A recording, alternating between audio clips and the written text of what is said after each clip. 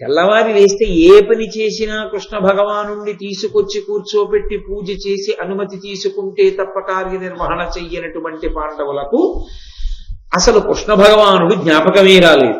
అన్ని కష్టాలు పడి ఆఖరికి జూదంలో ఓడిపోయి ద్రౌపదీదేవికి అంత అవమానం జరుగుతున్నప్పుడు కూడా వాళ్ళు కృష్ణుని యొక్క స్మరణం చెయ్యలేదు. దీనిని బట్టి ఏమర్థం అవుతోంది? భగవంతుని యొక్క నామస్మరణము, భగవంతుని యందు భక్తి మనం సంకల్పం చేస్తే వచ్చేవి కావు. వాటికి ముహూర్తాలు ఉండవు. ఇవాళ ద్వాదశి అండి, విష్ణు ప్రీతి పాత్రమైనటువంటి తిథి, అందుకని నేను ఇవాళ నుంచి భక్తితో ఉంటానని ముహూర్తం పెట్టుకోవడానికి అది గృహప్రవేశం కాదు, వివాహం కాదు. భగవంతుడు స్మరణలోకి రావడానికి, భగవంతుని యందు భక్తి నిలబడడానికి, భగవంతుడు ఉన్నాడన్న భయంతో తప్పు చెయ్యకుండా ఉండడానికి భగవంతుని యొక్క అనుగ్రహం ఉన్నవాడికి మాత్రమే సాధ్యం. ఎందుచేత అంటే పోతన గారు భాగవతం చేస్తూ ఒక ఆశ్చర్యకరమైన మాట అన్నారు. కిమ్మీరుడనేటటువంటి రాక్షసుడికి భీముని యొక్క దర్శనం అకస్మాత్తుగా లభించింది. ఎప్పటి నుంచో చూడాలనుకుంటున్నాడు. చూడాలనుకోవడం కాదు, భీముణ్ణి చంపాలి అని ఆయనకు ఒక పెద్ద కోరిక. అనవుడు రాక్షసుండట్టహాసంబుతో ఎట్టెట్టు భీముంటే ఈతడు ఏమి పుణ్యమో వీనినిప్పుడు సంపగాంతునో ఎనియున్నచో ప్రాణ అరుంగుదించి అధికుమా ఎన్న బకాసురుడు నా ఇష్టసకుడు హిడింబాసురుని చంపియున్న కలు మృంగి జీర్ణంబు కావింతు వాతాపిదడయక మృంగిన తపసి ఎట్లా అన్నాడు. ఆ కిమ్మీరుడనేటటువంటి రాక్షసుడు పెద్ద అట్టహాసం చేస్తూ రాక్షస మాయా ప్రదర్శనం చేశాడు. భయపడినటువంటి ద్రౌపదీదేవిని పాండవులు 5 రక్ష చేసి పురోహితుడైనటువంటి ధౌమ్యుణ్ణి పిలిచి, ఏమిటి రాక్షసమాయ మమ్మల్ని ఇలా అడ్డగించాడు అని ప్రశ్నిస్తే, తనకున్నటువంటి మంత్రశక్తి చేత రాక్షస మాయనంతటినీ కూడా ధ్వంసం చేశాడు ధౌమ్యుడు. అప్పుడు ధర్మరాజు గారు అడిగాడు, ఎవరు నువ్వు, ఎందుకు మా మార్గాన్ని అడ్డగించావు? ఆయన, నా పేరు కిమ్మీరుడు, నేను సాక్షాత్తుగా అదిగో బకాసురుని యొక్క తమ్ముణ్ణి. హిడింబాసురుడు నాకు అత్యంత ప్రియమైనటువంటి స్నేహితుడు. అటు బకాసురుణ్ణి ఇటు హిడింబాసురుణ్ణి కూడా సంహరించినటువంటి వాడు భీమసేనుడు. ఎప్పుడెప్పుడు ఈ భీమసేనుణ్ణి నేను చూస్తానా, సంహరిస్తానా అని ఎదురు చూస్తున్నటువంటి సమయంలో నా కలల పంటగా అనుకోకుండా ఇవాళ భీమసేనుడి దర్శనం అయింది. కాబట్టి నేను ఇప్పుడు ఈ భీముణ్ణి మిమ్మల్ని సంహరించి తినేస్తాను. నేను ఈ వనంలో జంతువుల్ని మనుష్యుల్ని తింటూ ఉంటాను, దేవతలు కూడా నాతో యుద్ధం చెయ్యలేరు అని ప్రగల్భాలు పలికి ఆయన పాండవులతో యుద్ధానికి సన్నద్ధుడయ్యాడు. వెంటనే ధర్మరాజు గారు చేసినటువంటి సంజ్ఞని అందుకున్న వాళ్ళై ఆయన రక్కసునకు అలిగిన అగ్రజు నలుక ఎరిగి వీరుడర్జనుండు మనసి గాంధీవంబు మోపెట్టే సునిశిత ఖడ్గపాణులైరి కవలునంతా. అర్జునుడు వెంటనే గాంధీవాన్ని సిద్ధం చేసుకున్నాడు. నకుల సహదేవులు తమ ఖడ్గములను సిద్ధం చేసుకున్నారు. ఈ సమయంలో భీమసేనుడికి కిమ్మీరుడికి ప్రచండమైనటువంటి యుద్ధం జరిగింది. అక్కడ ఉన్నటువంటి చెట్లు రాళ్ళు అన్నిటినీ ఒకళ్ళ మీద ఒకళ్ళు విసురుకున్నారు. ఎట్టకేలకి భీమసేనుని యొక్క భుజపరాక్రమం చేత మల్ల యుద్ధంలో కిమ్మీరుడు సంహరింపబడ్డాడు. ఆ విధంగా కిమ్మీరుడనేటటువంటి రాక్షసుని యొక్క సంహారమునకు వీళ్ళ వనవాసము ఉపయుక్తమైంది.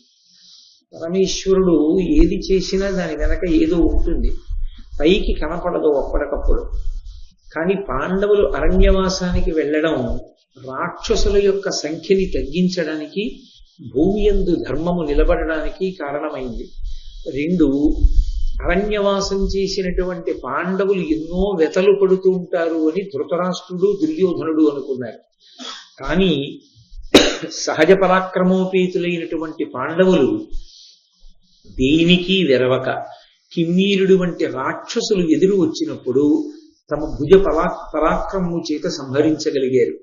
అంటే దేవతానుగ్రహము కలిగినటువంటి వారికి, ధర్మపథమునందున్న వారికి ఎప్పుడూ భగవంతుని యొక్క అనుగ్రహం ఉంటుంది.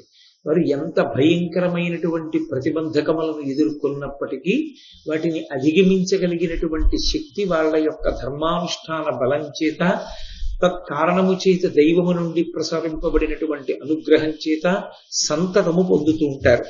ఆ కిమ్మీరుని యొక్క సంహారం జరిగిన తరువాత ఆ పాండవులు ఉన్న ప్రదేశానికి పాంచాల యాదవ వృష్ణి భోజ అంధకులు వచ్చారు. వాళ్లతో పాటే కృష్ణ భగవానుడు కూడా తన చెల్లెలైనటువంటి సుభద్రని, అభిమన్యుడు మొదలైనటువంటి వాళ్లతో కలిసి వచ్చాడు. ఆ వచ్చినటువంటి కృష్ణ పరమాత్మని అర్జునుడు చూశాడు. ఇప్పుడు మొట్టమొదటిసారి వాళ్ళు జూదానికి బయలుదేరక ముందు చూడడం, రాజసూయాగం పూర్తయినప్పుడు అగ్రపూజలో చూశాడు. ఇక ఆ తర్వాత మళ్ళీ కృష్ణార్జునులు కలుసుకోలేదు. వాళ్ళిద్దరి మధ్య ఉండేటటువంటి అనుబంధం అటువంటిది. కారణమేమి అంటే వాళ్ళు నరనారాయణులు అనబడేటటువంటి ఆది ఋషులు. వాళ్ళు అవతార స్వీకారం చేశారు.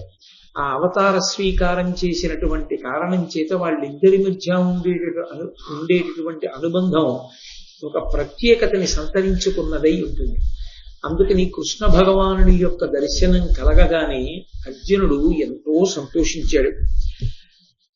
నరుడు నారాయణుండు నా బరగు నాది మునులమిద్దరము అందు నీవనగా నరుడవు నేను నారాయణుండ అనూన శక్తియుతులమై మర్త్యయుని పుట్టితిమి పేర్మి. కృష్ణ భగవానుడు అర్జునుడు చేసినటువంటి స్తోత్రానికి, అర్జునుడు తన పట్ల చూపించినటువంటి భక్తిభావానికి ఎంతో సంతోషించాడు. సంతోషించి నరుడు నారాయణుడు అనబడేటటువంటి ఇద్దరు ఆది ఋషులుగా మనిద్దరం ఒకప్పుడు తపస్సు చేశాం. మనమే భూభారం తగ్గించడానికి మళ్ళీ ఈ ద్వాపర యుగంలో అవతార స్వీకారం చేశాం. అందులో నేను నారాయణ ఋషిని, అర్జున నువ్వు నరుడు అనబడేటటువంటి పేరు కలిగినటువంటి ఋషివి. మళ్ళీ ఈ మనుష్య లోకంలో మనిద్దరం జన్మించాం అంటే అర్జునుడు చాలా సంతోషించి, మహానుభావ నువ్వు ఆద్యంతములు లేనివాడివి, సర్వకాలముల యందు ఉండేటటువంటి వాడివి, నిత్యుడవు సత్యుడవు. నువ్వు గంధమాదన పర్వతం మీద 10,000 సంవత్సరములు కేవలము దుంపలు మొదలైనటువంటివి తింటూ తపస్సు చేశావు. అలాగే పుష్కర తీర్థంలో 11,000 సంవత్సరములు కేవలం నీళ్లు తాగుతూ తపస్సు చేశావు. ప్రభాస తీర్థంలో దేవమానంలో 1000 సంవత్సరాలు ఒంటిగాలి మీద నిలబడి తపస్సు చేశావు. సరస్వతీ నదీ తీర్థంలో 12 ఏళ్లు అనేకమైనటువంటి విశిష్టమైన వ్రతములను ఆచరించావు.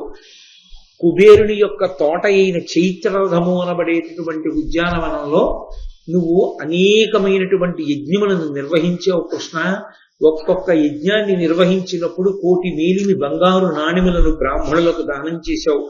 నువ్వే ఒకానొకప్పుడు ఇంద్రుడికి తమ్ముడవై ఉపేంద్రుడన్న పేరుతో వామనమూర్తిగా అదితి కశ్యపులకు ప్రాదుర్భవించి ఇంద్రుడికి మళ్ళీ బలిచక్రవర్తి దగ్గర పుచ్చుకుని రాజ్యం ఇవ్వడం కోసమని 3 అడుగులు దానమడిగి ఈ బ్రహ్మాండములన్నిటినీ కూడా 3 అడుగుల చేత కొలిచి ఆక్రమించి ఆ సామ్రాజ్యాన్నంతటినీ మళ్ళీ దేవేంద్రుడికి ఇచ్చావు.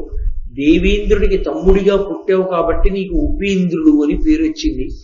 ఇన్ని ఘనకార్యములు చేసినటువంటి మహానుభావుడవు నీవు. సాక్షాత్తు శ్రీ మహావిష్ణువువి. నా అదృష్టం కొద్దీ నాకు ఇష్ట సకుడవై, బంధువువై, నా ప్రాణమై నాతో కలిసి తిరుగుతున్నావు అని శ్రీకృష్ణ భగవానుడిని అర్జునుడు స్తోత్రం చేస్తే ఆయన ఎంతో ప్రీతి పొందారు. కృష్ణార్జునులు ఇద్దరూ కూడా సంతోషంగా మాట్లాడుకుంటున్నటువంటి సమయంలో ద్రౌపదీదేవి వచ్చి ఆమె యొక్క బాధ చెప్పుకోవడం ప్రారంభం చేసింది. ఇందుచేత ఆనాడు తన భర్తలు 5 కూడా ఆ కపట ద్యూతమునందు ఓడిపోయి వాళ్ళు ద్రౌపదీదేవిని రక్షించలేనటువంటి స్థితి యందు పడిపోతే ఆనాడు ఆమె శరణాగతి చేసింది కృష్ణ భగవాను. శరణాగతికి చాలా విశేషమైనటువంటి శక్తి ఉంటుంది.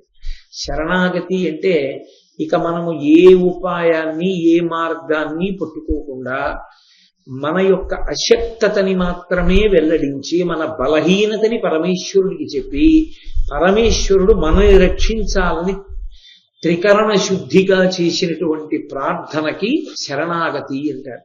శరణాగత దీక్ష అని పడుతూ ఉంటారు. అది దీక్ష పట్టేది కాదు. నిజానికి శరణాగతి అనేటటువంటిది నోటితో శ్లోకాలు పద్యాలు చదవడము కాదు. శరణం ప్రపద్యే అంటే శరణాగతి అవ్వదు. శరణాగతి చాలా చాలా కష్టం. శరణాగతి చెయ్యడం అంటే అంత తేలికైన విషయం ఏం కాదు. శరణాగతి చేస్తే పరమేశ్వరుడంతటి వాడు వశుడైపోతాడు. త్రికరణ శుద్ధిగా శరణాగతి చేసినటువంటి భక్తుని యొక్క మాటకి పరమేశ్వరుడు లొంగినవాడై ఎలా భక్తుడు చెప్పాడో అలా ఆయన నడుచుకోవలసి ఉంటుంది. అద్వైతమునందు నయితి నయితి నయితి అంటూ చిట్ట చివరికి పరమేశ్వరుణ్ణి అనుభవంలోకి తెచ్చుకునేటటువంటి మార్గం ఏదో అది ఈ శరణాగతి మార్గము ఒక్కచోటే కలుసుకుంటాయి. శరణాగతి అంత తేలికైన విషయము కాదు. నేను నా యొక్క బలహీనతలన్నిటినీ కూడా త్రికరణ శుద్ధిగా భగవంతుడికి చెప్పాలి. నన్ను నేను రక్షించుకోలేను అన్న విషయంలో పూనిక పొందాలి. పొంది దాన్ని భగవంతుడికి చెప్పాలి. చెప్పి నువ్వే నన్ను రక్షించాలని అడిగితే దాన్ని శరణాగతి అంటారు. గజేంద్ర మోక్షణంలో చూడండి, గజేంద్రుడు ఇక నన్ను నేను రక్షించుకోలేనని భగవంతుడికి విజ్ఞాపన చేస్తే పరమేశ్వరుడే పరిగెత్తుకొస్తాడు. రుక్మిణీదేవి శరణాగతి చేస్తే శ్రీకృష్ణ భగవానుడు పరిగెత్తుకొస్తాడు. విభీషణుడు శరణాగతి చేస్తే రామచంద్రమూర్తి ఆశ్రయం ఇస్తారు. శరణాగతి అన్నది సనాతన ధర్మమునందు ఒక మహోత్కృష్టమైనటువంటి సిద్ధాంతం. కాబట్టి ఆ ద్రౌపదీదేవి శరణాగతి చేసింది. ఒకనొకనాడు కురుసభలో ఆమె యొక్క వలువలు ఊరుస్తుంటే ఆమె తన మాన సంరక్షణార్థమని కృష్ణ భగవానుణ్ణి మనసులో స్మరించి శరణాగతి చేసింది. శరణాగతి అన్నది ఎంత మెల్లగా చేసినా భగవానుడు వినగలడు. ఎందుకనంటే ఆయన ఎక్కడో ఉండేవాడు కాదు, ఇక్కడే ఉంటాడు. ఇక్కడే ఉంటాడు కాబట్టి ఆయనకి వినపడనిది ఏది ఉండదు. కాబట్టి వెంటనే ప్రయోజనాన్ని ఇస్తుంది. ఆనాడు యథార్థానికి తనని రక్షించినటువంటి వాడు కృష్ణుడు. కృష్ణుడు రక్షించాడన్న సంతోషం ఒక పక్కన ఉన్నా ఆమె మనసులో ఉండిపోయినటువంటి పెద్ద బాధని ఆమె కృష్ణ భగవానుడితో చెప్పుకుంటారు. చిత్రం చూడండి, కొంతమంది దేహబంధుత్వానికి ఎక్కువ విశేషాన్ని ఇస్తారు. దాన్ని ఎక్కువ ప్రాధాన్యతతో కూడుకున్నటువంటి విషయంగా భావన చేస్తారు. కొంతమంది దేహబంధుత్వానికి ఎక్కువగా ప్రాధాన్యత ఇవ్వరు. భగవంతుడితోడి భాగవతులతోడి సంబంధానికే ఎక్కువ ప్రాధాన్యత ఇస్తారు. యథార్థమునకు జీవితంలో దేహబంధువులకు స్థానం ఇవ్వకూడదని లేదు, కానీ భాగవతులతోడి సంబంధము ఏది ఉంటుందో అదే మన అభ్యున్నతికి హేతు అవుతుంది. భగవత్ సంబంధము భాగవత సంబంధము ఈ రెండు అభ్యున్నతికి కారణములు. ద్రౌపదీదేవికి ఎదురుగుండానే దృష్టజ్యుమ్నుడు కూడా వచ్చాడు అన్నగారు. ఆయనతో కూడా మాట్లాడి తన బాధ చెప్పుకోవచ్చు, కానీ ఆమె దృష్టజ్యుమ్నుడితో చెప్పదు. తన కడుపులో ఇంత బాధ ఉన్నా ఇన్నాళ్ల నుంచి పాండవులకు చెప్పలేదు. ఆమె కృష్ణ భగవానుడికి చెప్పుకుంది. ఎందుకని అంటే వరసకి అన్నగారవుతాడని చెప్పుకున్నది కాదు, కృష్ణ భగవానుడి తత్వమేమో ఆమెకు తెలుసు. కృష్ణ భగవానుడు బంధువు కేవలము దేహ సంబంధం చేత ఎక్కడో చుట్టరికంలో అన్నగారు అనుకుంటే సభలో తన కంటి ఎదుట లేని వ్యక్తిని మనసులో స్మరించి శరణాగతి చేసినంత మాత్రం చేత రక్షించగలిగిన సామర్థ్యంతో ఉంటాడని నమ్మవలసిన అవసరం ద్రౌపదీదేవికి లేదు. కాబట్టి ఆమె అలా స్మరించాలంటే దృష్టజ్యుమ్నుడిని కూడా స్మరించవచ్చు. ఆమె కృష్ణ భగవానుని యొక్క భగవత్ తత్వం ఎరిగినటువంటి తల్లి. అందుకే కారణజన్మురాలు, అయోనిజ, అగ్నిసంభవ, యజ్ఞశీలి అటువంటి ద్రౌపదీదేవి కృష్ణ భగవానుడు కనపడితే వెళ్ళి ఒక మాట చెప్పింది. కృష్ణ, కర్ణు నగవు లోకగర్హితుండగు దుస్ససేను చేది కంటి సికియ పోలె నడరి నా మనంబున అతిదారుణ క్రియ నేర్చుచున్న యది మహీధరుండా. ఈ భూమినంతటినీ ధరించినటువంటి వాడా, నా మనస్సుని ఒకటి కలచి వేస్తోంది. అది ఏమిటో తెలుసా? ఇద్దరు నన్ను అవమానించారు. యథార్థమునకు ముగ్గురు అవమానించాడు. ఒకడు సంజ్ఞ చేసి అవమానించాడు. తొడ చరిచి వచ్చి కూర్చోమన్నాడు. దానికి విరుగుడైపోయింది. భీముడు ప్రతిజ్ఞ చేశాడు. దుశ్శాసనుడు నా బట్టలే ఒలవబోయాడు. దానికి నాకు చాలా బాధ కలిగింది. దానికి భీముడు ప్రతిజ్ఞ చేశాడు. ఈ రెండిటి కన్నా నన్ను ఎక్కువ బాధ పెట్టింది ఏమిటో తెలుసా? లోకంలో కర్ణుడు నవ్విన నవ్వు నన్ను ఎక్కువ బాధ పెట్టింది. ఒక మహాపతివ్రత అయినటువంటి స్త్రీ ఎంత బాధపడి అంత దుఃఖపడి జ్ఞాపకం వచ్చినప్పుడల్లా ఆమె సిగ్గుపడేటట్టుగా అంత వెకిలినవ్వు నవ్వగలిగాడు అంటే అసలు ఎంత ప్రమాదకరమైనటువంటిదో, ఎప్పుడు పడితే అప్పుడు, ఎక్కడ పడితే అక్కడ, ఎలా పడితే అలా నవ్వడం అన్నది ఎంత ప్రమాదకరమో అర్థం చేసుకోవచ్చు. నిజంగా ఒక నవ్వు అంత బాధ పెడుతుందని తెలుసుకున్న ద్రౌపదీదేవి తాను కూడా అలా నవ్వినదే అయితే దుర్యోధనుణ్ణి చూసి తత్పాపమే తనని ఇప్పుడు కట్టి కుడుపుతోందనుకుని ఉండేది. ఈ ఒక్క మాట చాలు ద్రౌపదీదేవి నవ్వలేదనడానికి ప్రబల సాక్ష్యం. మయసభలో దుర్యోధనుడికి భంగపాటు జరిగినప్పుడు ఆమె నవ్వలేదు అని. నిజంగా ఆవిడ నవ్వి ఉంటే కృష్ణుడితో ఇప్పుడు చెప్తుంది, ఒకనాడు నేను నవ్వాను, దానికి భంగపాటుగా ఎప్పటికీ నా జీవితంలో గుర్తుండిపోయేటట్టుగా ఒక వెకిలి నవ్వు కర్ణుడు నవ్వాడు కృష్ణ అని చెప్పుండేది. ఆమె అలా చెప్పలేదు. నన్ను దుశ్శాసనుడు చీర పట్టుకు లాగినప్పుడు పొందిన బాధ కన్నా నాకు యథార్థానికి కర్ణుడు నవ్విన నవ్వే అగ్నిహోత్రం ఎలా కాలుస్తుందో అలా నన్ను లోపల అది స్మరణకు వచ్చినప్పుడల్లా కాలుస్తోంది అని. వెంటనే కృష్ణ భగవానుడు అన్నాడు, అమ్మా, నా నోటి వెంట వచ్చిన మాట ఎన్నడూ ఊరకపోయేది కాదు. సముద్రములన్నీ ఏకమైన, ఈ భూమండలమంతా కదిలిపోయిన, పర్వతములు గూర్నిల్లిన నా మాట పోదు. నేను యథార్థం చెప్తున్నాను. ఈ పాండవులకు ఎవరు కీడు చెయ్యాలని తలపెట్టారో అటువంటి ధార్తరాష్ట్రులు వారి బంధుజనులు కురుక్షేత్ర యుద్ధంలో చాలా భయంకరమైనటువంటి మరణాన్ని పొందుతారమ్మా, నువ్వేమి బెంగ పెట్టుకోవద్దు, నా వాక్కు సత్యం అవుతుంది అని అభయం ఇచ్చారు. వెంటనే దృష్టజ్యుమ్నుడు జోక్యం చేసుకుని అన్నాడు, వినయ విహీనుల దుర్యోధన దుశ్శాసనుల పవనతనయుడు రాధాతనయుని నరుడు ఏను కుంభజునని చంపుదు ఏలవగవ అంబుజనేత్ర. ఓ చెల్లెలా ద్రౌపది, ఎందుకమ్మా ఏడుస్తావు? అది అన్నా చెల్లెళ్ళ అనుబంధం అంటే. ఎందుకమ్మా ఏడుస్తావు? నిన్ను బాధ పెట్టిన వాళ్ళు ఉన్నారే వినయ విహీనులు, వాళ్ళకి వినయం తెలియదు. ఆ వినయం తెలియనటువంటి దుర్యోధన దుశ్శాసనుల్ని భీమసేనుడు చంపుతాడు. అలాగే కర్ణుణ్ణి రాధాసుతుండు అంటే కర్ణుడు, ఆ రాధాతనయుని నరుడు అర్జునుడు చంపుతాడు కర్ణుణ్ణి. ఇక ద్రోణాచార్యుల వారిని నేను చంపుతాను ప్రతిజ్ఞ చేశాడు దుష్టజ్యుమ్నుడు. ద్రోణాచార్యుల వారిని నేను చంపుతాను. కాబట్టి ప్రధానమైనటువంటి వీరులందరూ కూడా ఆ కురుక్షేత్ర సంగ్రామంలో పడిపోతారమ్మా, ఎందుకు నువ్వు బాధపడతావు అని అనునయించాడు. అనునయించిన తరువాత కృష్ణుడు జోక్యం చేసుకుని అన్నాడు, ధర్మరాజా, మీరు మీరు మణిసభకి వెళ్ళినప్పుడు, మీరు ధార్తరాష్ట్రుల వద్ద జూదం ఆడినప్పుడు నేను లేను. నేను ఎక్కడో దూరంగా ఉన్నాను. నేను ఉంటే ఇలా జరిగేది కాదు. నేను తప్పకుండా జోక్యం చేసుకునేవాడిని.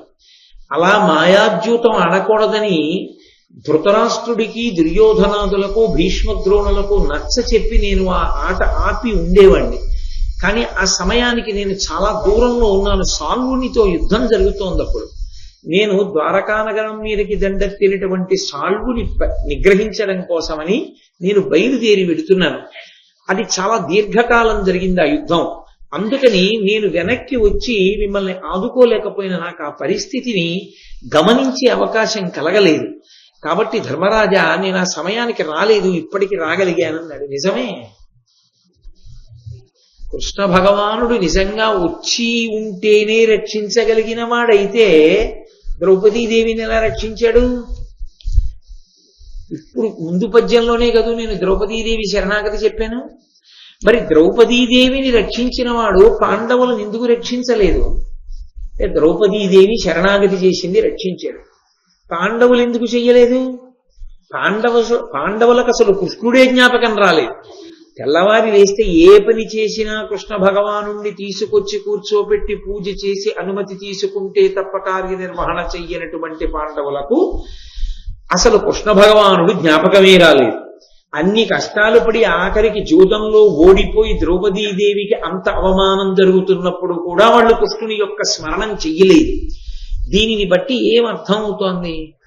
భగవంతుని యొక్క నామస్మరణము, భగవంతుని యందు భక్తి మనం సంకల్పం చేస్తే వచ్చేవి కావు. వాటికి ముహూర్తాలు ఉండవు. ఇవాళ ద్వాదశి అండి, విష్ణు ప్రీతి పాత్రమైనటువంటి తిథి, అందుకని నేను ఇవాళ నుంచి భక్తితో ఉంటానని ముహూర్తం పెట్టుకోవడానికి అది గృహప్రవేశం కాదు, వివాహం కాదు. భగవంతుడు స్మరణలోకి రావడానికి, భగవంతుని యందు భక్తి నిలబడడానికి, భగవంతుడు ఉన్నాడన్న భయంతో తప్పు చెయ్యకుండా ఉండడానికి భగవంతుని యొక్క అనుగ్రహం ఉన్నవాడికి మాత్రమే సాధ్యం. ఎందుచేత అంటే పోతన గారు భాగవతం చేస్తూ ఒక ఆశ్చర్యకరమైన మాట అన్నారు. ఇంత ప్రపంచాన్ని నిర్వహించేటటువంటి పరమేశ్వరుడు ఎవడో ఒక్కడి చిన్న మనసులో ఎలా కుదురుకుంటాడులే అన్నాడు. అంతటా నిండిపోయిన పరమేశ్వరుడు ఒక్కడి మనసులో కుదురుకుంటాడా, కష్టం కదూ అన్నాడు. అంటే ఆయనని స్మరించేటటువంటి అనుగ్రహానికి దూరం కానంత భక్తి తత్పరులై ఉండాలి. ఒకటి అంటే పాండవులు కారా, ఖచ్చితంగా పాండవులు భక్తి తత్పరులే. మరి పాండవులకు ఆ సమయమునందు కృష్ణుడు ఎందుకు స్మరణకి రాలేదు అంటే స్మరణకి రాకుండా ఉండడమే పాండవులకు ప్రయోజనం కాదు. ద్రౌపదీదేవికి స్మరణంలోకి రావడం ప్రయోజనం, కృష్ణుడు పాండవుల స్మరణలోకి రాకుండా ఉండడం ప్రయోజనం. ఎందుకని? స్మరణలోకి రాకుండా ఉన్నాడు కనుక ద్రౌపదీదేవి వరాల యొక్క ప్రభావం చేత రాజ్యం పొందారు. అలా రాజ్యం పొందారు కాబట్టి భీమసేనుడు కోపగించాడు. ఆడది వరాలు కోరుకుంటే ధృతరాష్ట్రుడు ఇచ్చినటువంటి రాజ్యాన్ని మనం ఏలుకోవడం ఏమిటి, మన యొక్క పరాక్రమంతో సామ్రాజ్యాన్ని సంపాదించుకోవాలి కానీ అన్నాడు. అలా అన్నాడు కాబట్టి అనుజ్యూతానికి ధర్మరాజు గారు వెళ్ళాడు కాబట్టి ఓడిపోయాడు కాబట్టి అరణ్యవాసం అజ్ఞాతవాసం చేశాడు. అరణ్యవాసం అజ్ఞాతవాసానికి వెళ్ళాడు కాబట్టి ఆ ప్రత్యేకమైన పర్వానికి వనపర్వము అని, అరణ్య పర్వము అని, ఆరణ్య పర్వము అని పేర్లు వచ్చాయి. ఎందుకని? వనవాసం చేశారు కాబట్టి వనపర్వం, అరణ్యమునందు తిరిగారు కాబట్టి అరణ్య పర్వం. ఆరణ్య పర్వం ఎందుకైంది అంటే వేదముల యందు ఆరణ్యకములు ఉన్నాయి, అంటే అవి ఉపనిషత్తులు. అవి భగవంతుని యొక్క స్వరూప దర్శనం చేయిస్తాయి. ఈ యొక్క పర్వమంతా కూడా భగవంతుని యొక్క స్వరూప దర్శనం, మంత్రోపదేశం, వివిధ రకములైనటువంటి దేవతలు ఎటువంటి ఉపాసన బలం చేత మనల్ని అనుగ్రహిస్తారు, ఈశ్వరానుగ్రహాన్ని పొందడానికి ఉపాసన ఎలా ఉండాలి, ఈ రహస్యాలన్నింటినీ ఉపనిషత్తులతో సమానంగా చెప్పింది కాబట్టి ప్రత్యేకంగా ఈ పర్వం ఆరణ్య పర్వం. అది దానికి ఆ పేరు రావడానికి కారణం. అందుకే నిన్నటి రోజున ఇన్ని వేల మంది బ్రాహ్మణులకు నేను అన్నం ఎలా పెట్టగలను అని అడిగినటువంటి ధర్మరాజు గారికి ధౌమ్యుడు సూర్యోపాసన చెప్పాడు. సూర్యోపాసన చెప్తే ఆదిత్యుని అనుగ్రహం చేత ఇన్ని వేల మందికి అన్నం పెట్టగలిగినటువంటి స్థితిని ధర్మరాజు గారు పొందాడు. ధర్మరాజు గారే పొందాడా, సూర్య భగవాను నియమంతో ఆరాధించినటువంటి ఎవరైనా అటువంటి స్థితిని పొందుతారా? ఎవరైనా అటువంటి స్థితిని పొందుతారు. అందుకే ఉపనిషద్ రహస్యములను గురు శిష్యుల మధ్య ఉపదేశంగా, గురు శిష్యుల మధ్య ఉన్నటువంటి ఉపదేశ రూపమైనటువంటి అనుష్ఠాన సంబంధమైన రహస్యములను ఆవిష్కరించినటువంటి పర్వం కనుక ఇది ఆరణ్య పర్వం. కాబట్టి వాళ్ళు వనవాసానికి వెడితే తప్ప ఎందరో దేవతల యొక్క అనుగ్రహం పాండవులకు రాదు. అంతమంది దేవతల యొక్క అనుగ్రహం పాండవులకు ఉంటే తప్ప భీష్మ ద్రోణ కర్ణాది వీరులను యుద్ధంలో జయించడం సాధ్యమయ్యే విషయం కాదు. అందుకే తొందరపడి యుద్ధం చేస్తారేమో, వీళ్ళని వనవాసానికి పంపి ఆ వనవాస కాలంలో వాళ్ళు ఖాళీగా కూర్చోకుండా వేదవ్యాసాది మహర్షులు వచ్చి చేసినటువంటి ఉపదేశ కారణం చేత చేసినటువంటి తపస్సు వలన దేవతల యొక్క అనుగ్రహం చేత ద్విగుణీకృతమైనటువంటి అస్త్ర సంపదని పొందిన వారై కురుక్షేత్ర సంగ్రామ భూమి యందు కాలు పెడితే వీళ్ళు శాశ్వతమైన విజయాన్ని పొంది అధర్మాన్ని రూపుమాపి ధర్మానికి పట్టం కట్టి ధరణీతలానికంతటికీ సార్వభౌములై ధార్మికమైన సామ్రాజ్యాన్ని స్థాపించగలిగిన శక్తి పొందుతారు కనుక శాశ్వతమైన ప్రయోజనం కొరకు తాత్కాలికమైనటువంటి ప్రయోజనాన్ని తప్పించడానికి కృష్ణుడు పాండవుల యొక్క స్మరణలోకి రాలేదు తప్ప వాళ్ళు భక్తులు కాదు కాబట్టి రాకుండా ఉన్నవాడు కాడు. అది సిద్ధాంతం. అందుకని సభాపర్వం వెనక ఈ పర్వం రావడానికి, ఈ పర్వానికి అన్ని పేర్లు రావడానికి కారణం అది. అందుకే ఈ పర్వం చాలా శక్తివంతమైనటువంటి పర్వం. ఈ పర్వాన్ని విన్న కారణం చేత దేవతల యొక్క అనుగ్రహం కలుగుతుంది. ఎవరు భక్తి శ్రద్ధలతో వింటారో అలా విన్న వాళ్ళందరికీ కూడా దేవతల యొక్క అనుగ్రహం కలుగుతుంది. అందుకే ఆ పర్వం అంత గొప్పది. ఎందరో మహాపురుషులైనటువంటి గురువుల యొక్క పేర్లు వినపడుతుంటాయి. వాళ్ళు వెళ్ళి మంచి మాట చెప్దామని ప్రయత్నం చేస్తే వినని వాడు వాళ్ళ మాటకు పడిపోతాడు. నిన్నటి రోజున మీరు విన్నారుగా, మైత్రేయ మహర్షి మాటకి దుర్యోధనుడు పడిపోవడానికి కావలసినంత పాపాన్ని వండుకోలా ధిక్కరించి. ఎవరు వాళ్ళ మాట విన్నారో వాళ్ళు దేవతల యొక్క దర్శనాన్ని పొందుతారు. దేవతా దర్శనాన్ని పొందడం కాదు, యథార్థంగా మాట్లాడాలి అంటే ఒక్క అర్జునుడిని మీరు తీసుకోండి. ఆరణ్య పర్వానికి ముందు ఉన్న అర్జునుడి బలాన్ని, ఆరణ్య పర్వం తర్వాత అర్జునుడి యొక్క బలాన్ని మీరు అసలు పోల్చడం కుదరదు. శివదర్శనమైన తరువాత ఉన్నటువంటి అర్జునుడు దేవతలను కాని, రాక్షసులను కాని, మనుష్యులను కాని ఎవరినైనా ఓడించగలిగినటువంటి శక్తి సంపన్నుడు. అంతకు ముందున్న అర్జునుడు అంత పరిపూర్ణమైనటువంటి శక్తి కలిగిన వాడు కాడు. ఇంతమంది దేవతల అనుగ్రహానికి వీళ్ళ అరణ్యవాసం కారణమైంది. అలా అనుగ్రహించడానికే కృష్ణుడు వాళ్ళ స్మరణలోకి రాలేదు. అంతే తప్ప పాండవులకు అప్పుడు స్మరణలోకి రాకుండా ఉండడం భగవంతుని యొక్క అనుగ్రహం లేకపోవడానికి హేతువని చెప్పడానికి అవకాశం లేదు. అందుకే కృష్ణుడు చెప్తున్నది సత్యం. నేను నీ దగ్గరకు రాలేకపోయాను, మిమ్మల్ని నేను రక్షించలేకపోయాను అన్న మాటలో అర్థం నేను మీ స్మరణలోకి వచ్చే అవకాశం కూడా మీకు ఇవ్వలేదు. కానీ అది తాత్కాలికం. ఇక్కడికిప్పుడు చేసినట్టు కనపడకపోవచ్చు ఉపకారం, కానీ శాశ్వతమైన ఉపకారాన్ని మాత్రం పరమేశ్వరుడు ధర్మాత్ములైన పాండవులకు చేస్తూనే ఉన్నాడు. కాబట్టి ధర్మరాజు గారు అన్నాడు, అంత దీర్ఘ యుద్ధం ఏం జరిగింది, ఎవరితో యుద్ధం చేశావు చెప్పవలసింది అని అడిగాడు. అడిగితే ఆయన సాల్వుని యొక్క ఆఖ్యానాన్ని చెప్పాడు. సాల్వుడు అని ఆయన ఒకానొకప్పుడు భీష్మాచార్యుల వారి చేత ఓడింపబడ్డాడు. ఆయన శిశుపాలుడికి తమ్ముడు. శిశుపాలుడు రాజసూయ మహాయాగంలో శ్రీకృష్ణ భగవానుడికి చేసినటువంటి అగ్రపూజలో కృష్ణుడిని అధిక్షేపిస్తే కృష్ణుడు తన సుదర్శన చక్ర ధారల చేత శిశుపాలుడి యొక్క తల నరికేశాడనేటటువంటి విషయాన్ని విన్నటువంటి సాల్వుడు కృష్ణుణ్ణి ఎలా అయినా నిర్జించాలనేటటువంటి ఉద్దేశ్యంతో ద్వారకా నగరం మీదకి యుద్ధానికి వెళ్ళాడు. ఈ సాల్వుడు కాశీరాజు కుమార్తె అయినటువంటి అంబని వివాహం చేసుకోవాలనుకున్నాడు. యథార్థానికి అరణ్యకాండలో ఆ ప్రస్తావన లేదు, కానీ ఒక సమగ్రత కోసం నేను కలుపుతున్నాను.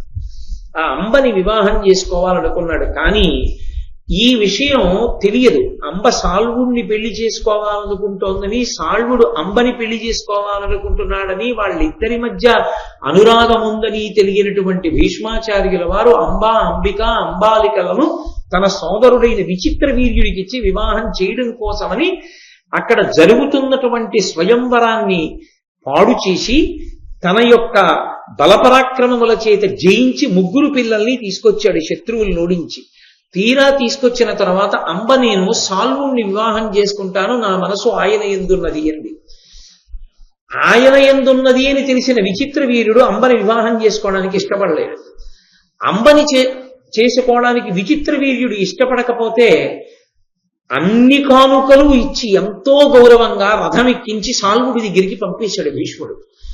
ఎవడో గెలుచుకున్న సొత్తు నాకు ముష్టి వేసినట్టుగా తెచ్చిస్తేనే పుచ్చుకుంటానా, నాకు నువ్వు అక్కర్లేదన్నాడు సాల్వుడు. తిరిగి వెళ్ళిపోయినటువంటి అంబ భీష్ముణ్ణి పెళ్లి చేసుకోమని అడిగింది. అటు విచిత్ర వీర్యుడు చేసుకోలేదు, అటు సాల్వుడు చేసుకోలేదు. ఎత్తుకొచ్చింది నువ్వు, అందుకు నువ్వు చేసుకోమని. నాకు ఆజన్మ బ్రహ్మచర్యం వ్రతం, నేను మా తండ్రి గారికి మాట ఇచ్చాను, అందుకు నేను వివాహం చేసుకోవాలని ఆయన అన్నాడు. సరే, ఆ కథ చాలా దూరం వెళ్ళింది. అది ఎన్ని పుంతలు తొక్కింది, చిట్ట చివరికి ఆ అంబయే శిఖండిగా వచ్చింది. ఆ శిఖండియే భీష్ముని యొక్క పతనానికి కారణమైంది. పతనం అంటే శరీర పతనానికి కారణమైంది. కాబట్టి అటువంటి అంబని వివాహం చేసుకోవాలనుకున్నవాడు సాల్వుడు. ఈ సాల్వుడు శిశుపాలుడిని సంహరించిన కారణం చేత కృష్ణ భగవానుడి మీద పగబట్టాడు.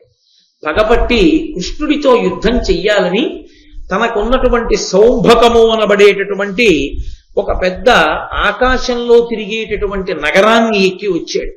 ఆ రోజుల్లో ఆకాశములో తిరుగాడేటటువంటి నగరములు ఉండేవి.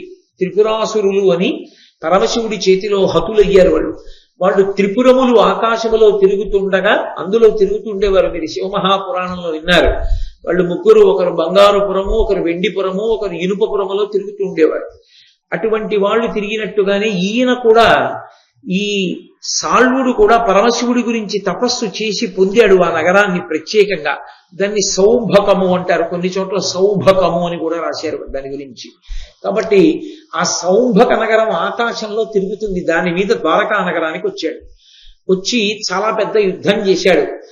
సాంబుడు, ప్రద్యుమ్నుడు మొదలైన వాళ్ళు యుద్ధం చేశారు. ప్రద్యుమ్నుడు ఈ సాల్వుణ్ణి పట్టుకున్నాడు. పట్టుకుని బ్రహ్మాస్త్ర ప్రయోగం చేసి పడగొట్టాడు. పడగొట్టి అతని యొక్క కంఠాన్ని ఉత్తరిద్దామనుకుంటున్న సమయంలో నారదుడు, వాయుదేవుడు వచ్చారు. వచ్చి ఇతను నీ చేతిలో సంహరింపబడకూడదు, నారాయణుని చేతిలో సంహరింపబడాలి, విడిచిపెట్టమన్నారు. వదిలిపెట్టేశారు ఆ సాల్వుడిని. ఆ సాల్వుడు తన నగరానికి తిరిగి వెళ్ళిపోయాడు. వెళ్ళిపోయిన తర్వాత కృష్ణ పరమాత్మకి ఈ విషయం తెలిసింది. ద్వారకా నగరం మీదకి దండెత్తి వచ్చేట సాల్వుడని. ఆయన ద్వారకా నగరానికి వెళ్ళారు. ఎక్కడ ఇళ్ల ముందు ముగ్గులు లేవు, ఎవరు సంతోషంగా లేరు, ఎక్కడ వేద పఠనం లేదు, ఏ దేవాలయంలో అర్చనలు లేవు. అన్ని చోట్ల ద్వారకా నగరం అంతా ధ్వంసమైనటువంటి సూచనలు కనపడ్డాయి. ఏం జరిగిందని అడిగారు. సాల్వుడు వచ్చి యుద్ధం చేసి పాడు చేసి వెళ్ళాడన్నారు.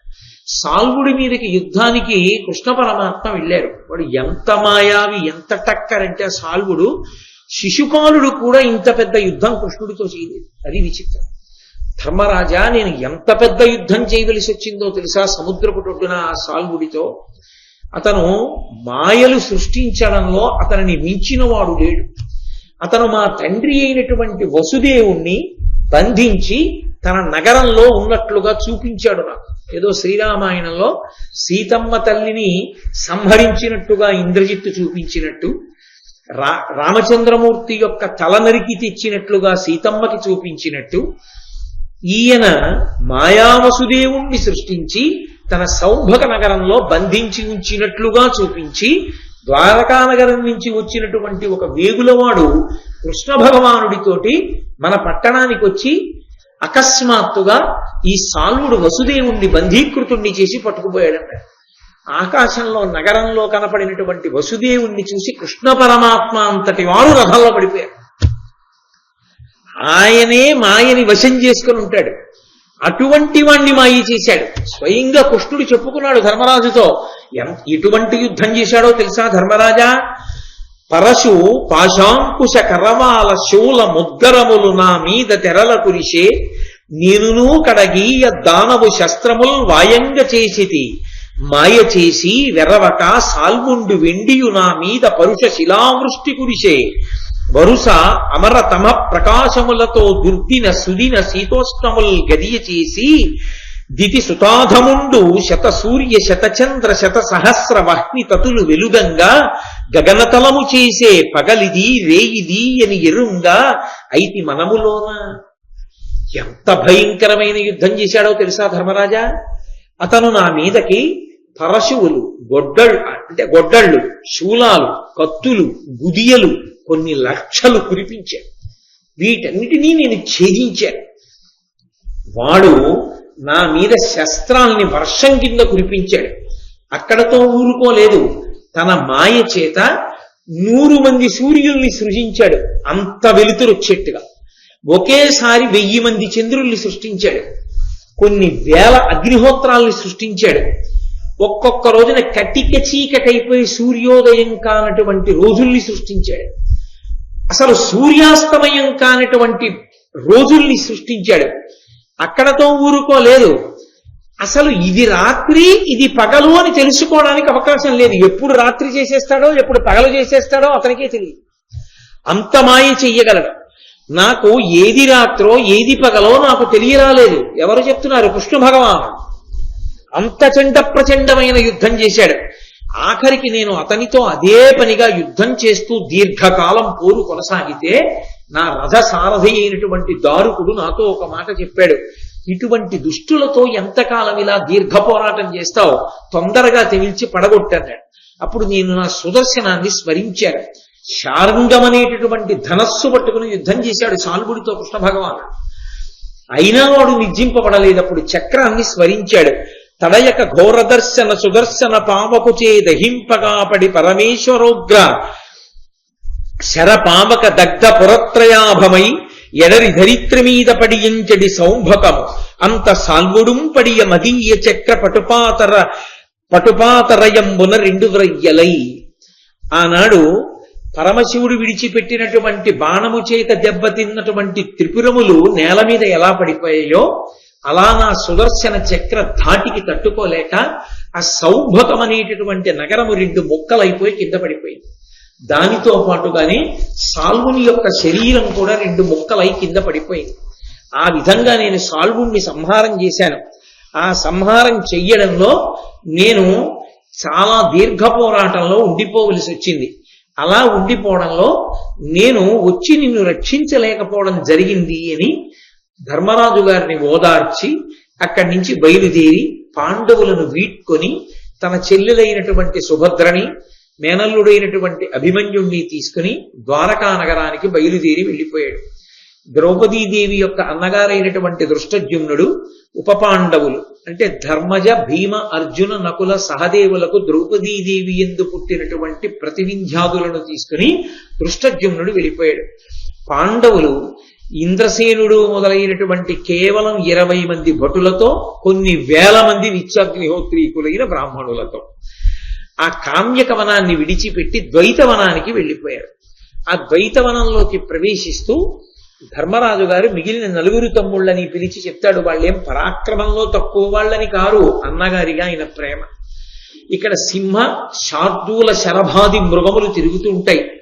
అనేకమైనటువంటి మాయలు కలిగిన రాక్షసులు తిరుగుతూ ఉంటారు. కాబట్టి నాయన భీమార్జునునకుల సహదేవులారా మీరు సర్వకాలముల యందు పరాకుతో ఉండండి అన్నాడు. తమ్ముళ్ల మీద ప్రేమ చేత అరణ్యంలో ఉండేటటువంటి భయంకరమైన పరిస్థితులన్నీ కనపడతాయి ధర్మరాజు గారికి. తమ పరాక్రమం చేత అరణ్యంలో ఉండేటటువంటి అత్యంత సంతోషప్రదమైన విషయాలన్నీ కనపడతాయి మిగిలిన తమ్ముళ్ళకి. అది తేడా. అర్జునుడు అన్నాడు, అన్నయ్య ఆ సంగతి అలా ఉంచు, అసలు ఈ పద్మ సరోవరాలు చూడు, ఈ పర్వతాలు చూడు, వాటి మీద చెట్లు చూడు, కాయలు పళ్ళు, ఆ అరవిరిసినటువంటి పుష్పాలు, వాటి సౌరభం, ఆ లేళ్లు జింకలు, ఇంతమంది మహర్షులు తపస్సులు కుటీరాలు, ఎంత అందంగా ఉందన్నయ్య ఈ ద్వైతవనం, మనం సంతోషంగా ఇక్కడ ఉందాం అన్నయ్య అన్నాడు. ఆ ద్వైతవనంలో ఉండగా మహానుభావుడైనటువంటి మార్కండేయ మహర్షి వచ్చారు. ఆయన పేరు చెప్పుకుంటే చాలు పరమేశ్వర అనుగ్రహం కలుగుతుంది. ఆయన యుగ యుగముల నుండి ఉన్నటువంటి వాడు. మార్కండేయ మహర్షి యొక్క ఆయుర్దాయం అంటే అంత గొప్ప ఆయుర్దాయం. అందుకే నీకు మార్కండేయ ఆయుష్ కలగాలరా అని ఆశీర్వచనం చేస్తారు. చంటి పిల్లలకి స్నానం చేయిస్తే మార్కండేయ ఆయుష్ నువ్వు పొందాలి అని ఆశీర్వచనం చేస్తారు. ఆ మార్కండేయుడు వచ్చి ధర్మరాజు గారిని చూసి అంటున్నాడు, పితృని దేశమ్మున పృథివీశ్వరత్వంబు విడిచి సానుజుడై పవిత్ర చరిత జానకి తోడ్కుని చని వనంబునున్న రఘుకులనందను రాము తొల్లి చూచితి. ఇప్పుడు భూసురవంశ పోషకు సాధుజన సత్యు సత్య ధర్మ నిత్యు ధర్మజు రమణీయ కీర్తిప్రియు శమవంతు చూచితి. సగర భరత నల యయాతి వైన్య నాభాగులాదిగా ఆదిరాజులెల్లా అధిక ధర్మ సత్య యుక్తి చేసి సకలలోకంబులు వడసి భాగధేయ భావులైరి. ఆ మార్కండేయ మహర్షి ధర్మరాజుని చూసి అంటున్నాడు, చూడండి మనం ఎప్పుడైనా ఎవరైనా కనపడితే ఓ మాట అంటాం, మీలా మాట్లాడేవాడిని మీలాంటి మహితాత్ముని ఎప్పుడో 50 ఏళ్ల క్రితం చూశానండి, మళ్ళీ ఇన్నాళ్ళకి చూశానంటాం. మన ఆయుర్దాయంలో మనకి స్ఫురణలో ఉన్నంత వరకు ఒక 60 సంవత్సరాల వరకు జ్ఞాపకంలో పెట్టుకుని పోల్చగలం. అంతకు మించి పోల్చడం కష్టం అవుతుంది. ఎందుకంటే స్ఫురణ శక్తి తరిగిపోతుంది. తరిగిపోవడంలో నిజంగా అటువంటి వ్యక్తి ఎవరైనా మన స్మృతి పథంలో ఉన్న చెదిరిపోతుంది. చెదిరిపోయి నీలా ఉండేవాడండి ఒక ఆయన అని తలకొట్టుకోవడంతో సరిపోతుంది. మార్కండేయ మహర్షి పోలిక ఎప్పటిదో చూడండి. తండ్రి గారు చెప్పినటువంటి మాటని పట్టుకుని తమ్ముళ్లతోటి తమ్ముడితోటి భార్యతోటి అరణ్యవాసానికి వచ్చినటువంటి రామచంద్రమూర్తిని త్రేతాయుగంలో నేను చూశానయ్యా. నేను విన్నానయ్యా కాదు, మనం విన్నాం, ఆయన చూశాడు. త్రేతాయుగంలో రామచంద్రమూర్తి అరణ్యవాసం చేస్తుంటే చూశాను. ఇప్పుడు నువ్వు భార్య ద్రౌపదీదేవితో తమ్ముళ్లతో అరణ్యవాసం చేస్తుంటే చూస్తున్నాను. మీ ఇద్దరూ ఒక్కలాంటి వాళ్ళయ్యా. ధర్మానికి కట్టుబడి చేశారు. పరాక్రమం లేక కాదు, శక్తి లేక కాదు. అంటే మార్కండేయ మహర్షి ఎంత ఆనందించి ఉంటాడో ఆ అన్నదమ్ముల్ని చూసి. ఎన్ని ఇళ్ళు కట్టావు, ఎన్ని పొలాలు కొన్నావు, ఎన్ని డిపాజిట్లు వేశావన్నది కాదు, నిన్ను చూసి ఎంతమంది పెద్దలు సంతోషిస్తారు. ఎప్పుడో అప్పుడు చూశానయ్యా, మళ్ళీ నీలాంటి వాడిని ఇప్పుడు చూస్తున్నాను అని అనిపించుకున్నావా జీవితంలో? ఎక్కడో త్రేతాయుగంలో రామచంద్రమూర్తి అనిపించుకున్నారు. మళ్ళీ మార్కండేయ మహర్షి ఆనాటికి ఈనాటికి ఇన్ని వేల సంవత్సరాల తర్వాత, లక్షల సంవత్సరాల తర్వాత అంటున్నాడు. ఎవరిని? ధర్మరాజు గారిని అంటున్నాడు. అది ధర్మజుని యొక్క సత్య ధర్మ నిరతి, ఆయనకున్నటువంటి అధ్యవసాయము, ఆయనకున్నటువంటి పట్టుదల, ఆయనకున్న విశ్వాసము అటువంటివి. కాబట్టి నాయన, నీకు సత్య ధర్మ నిత్యుడివి. ఎప్పుడూ సత్యము ధర్మము ఈ రెండు నమ్ముకుని ఉంటావు. ఏమిటి సత్యధర్మాలంటే? ధర్మము మారుతూ ఉంటుంది. మారుతున్న ధర్మాన్ని పట్టుకుంటే మారని సత్యము తెలియబడుతుంది. ఆ తెలియబడమే సత్యం అయిపోవడం. ఈ మాట మీరు జాగ్రత్తగా పట్టుకున్నారో లేదో. మారిపోతున్న ధర్మాన్ని శాస్త్ర విహితంగా పట్టుకోవాలి. ఎందుకని? నేను తండ్రి ముందు నించుంటే కొడుకుగా నా ధర్మాన్ని శాస్త్రం చెప్పినట్టు ప్రవర్తించాలి. నా భార్య ముందు నించుంటే భర్తృధర్మాన్ని శాస్త్ర ప్రకారంగా నిర్వహించాలి. అదొకలా ఉంటుంది, ఇదొకలా ఉంటుంది. రాత్రి ఒక ధర్మం, పగలొక ధర్మం. ఏకాదశి నాడు ఒక ధర్మం, ద్వాదశి నాడు ఒక ధర్మం. ప్రాతకాలంలో ఒక ధర్మం, సాయంకాలం ప్రదోష వేళలో ఒక ధర్మం, మధ్యాహ్నం ఒక ధర్మం. నేను ఎక్కడున్నానన్న దాన్ని బట్టి ధర్మం, దేశాన్ని బట్టి ధర్మం, కాలాన్ని బట్టి ధర్మం. మారుతున్న ధర్మాన్ని శాస్త్ర ప్రకారంగా పట్టుకున్నవాడు ఎవడున్నాడో వాడు మారని సత్యమునందు ప్రవేశిస్తాడు. మారని సత్యమేది? పరమేశ్వరుడు. ఆ పరమేశ్వరుడు ఎరుకలోనికి వస్తాడు. ఆత్మగా ఉన్నది పరమేశ్వరుడే. ఆ ఆత్మ నేనైతే పరమేశ్వరుడు నేనే. ఇక్కడే ఉంది ఆత్మ, అది నేనే. తత్వం అసి, అది నేనై ఉన్నాను. తత్వమసి అన్న మహావాక్యం అనుభవంలోకి వస్తే అది అద్వైతానుభూతి. ఆత్మదర్శనం ఉండదు. ఆత్మదర్శనం అయింది అంటారు. ఆత్మదర్శనం ఉండదు లోకంలో. ఆత్మదర్శనం అవడానికి ఆత్మ కాకుండా ఓడు ఉంటే ఆత్మదర్శనం అవుతుంది. నేను మైకు కాదు కాబట్టి మైకుని నేను చూస్తాను. ఆత్మయే తాను, ఆత్మ అనుభూతిలోకి వస్తుంది. ఎప్పుడూ ఏ విధమైనటువంటి క్షయము, నాశనము లేనటువంటి సత్యమైన వస్తువు ఇది, అది నేను. నశించిపోయే ఈ శరీరము నేను కాదు అన్న మాట అనుభవంలోకి వచ్చేస్తే, అనుభవం నందు నిలబడితే వాడు సత్యమై ఉన్నాడు. సత్యము నిత్యము, సత్యం శివం సుందరం. అదే పరమాత్మ, అదే నిజమైన ఆనందం, అది నిజమైన సంతోషకారకము, అది ఉద్బుధం చేస్తుంది ఆనందాన్ని. అందుకని సత్యం శివం సుందరం. అటువంటి సత్య ధర్మ నిరతుడవు నువ్వు ధర్మరాజా. ఆ ధర్మం పట్టుకుని సత్యముగా నిలబడడానికి యోగ్యమైన స్వరూపమును పొంది ఉన్నవాడివి. అటువంటి నిన్ను చూసి నేను ఎంత సంతోషిస్తున్నానో తెలుసా? లోకంలో కోట్ల మంది పుట్టారు, చెదపురుగులు పుట్టినట్టు. ఎంతమంది రాలిపోయారు, ఎందరో ఎన్ని కోట్ల మందో వెళ్ళిపోయారు. కొంతమంది పేర్లు మిగిలిపోయాయి ధర్మరాజా. సగర, భరత, నల, యయాతి, వైన్య, నాభావుడు, ఇలాంటి రాజుల పేర్లు మిగిలిపోయాయి. ఎందుకు మిగిలిపోయాయో తెలుసా? వాళ్ళు సత్యధర్మములను పట్టుకున్నారయా. వాళ్ళందరినీ నేను చూశాను, ఇవాళ నిన్ను చూస్తున్నాను. చాలా సంతోషంగా ఉందో. నీ సత్యధర్మములు నిన్ను కాపాడతాయి. ఏమీ బెంగపెట్టుకో. తమ్ముళ్లతో వనవాసం నీకు సకల శ్రేయోభివృద్ధికి మార్గాన్ని సుగమం చేస్తుంది.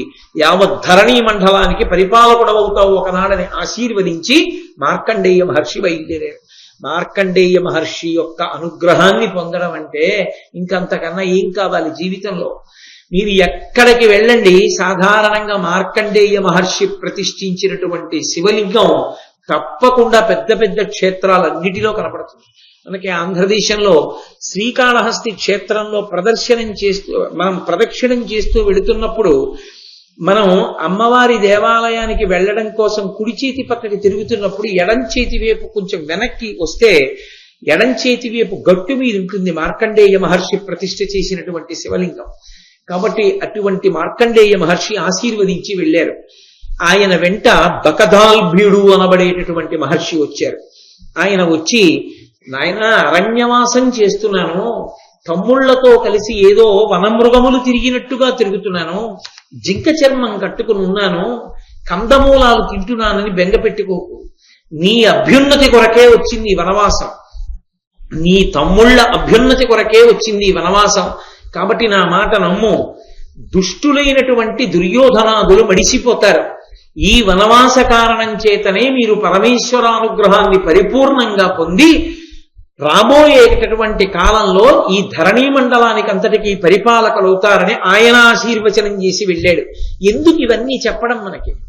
వీటిని విడిచిపెట్టకూడదా? ప్రధాన కథ యందు అంతర్భాగం కాదని వదిలిపెట్టకూడదా? వీటిని వదిలిపెట్టకూడదు. ఎందుకో తెలుసా? పాండవులు కూడా మనుష్యులే, మీరు ఎదర చూద్దురు గాని వాళ్ళు కూడా మనుష్యులైన కారణం చేత వాళ్ళ మనసులో ఒక భావం ఉంటుంది.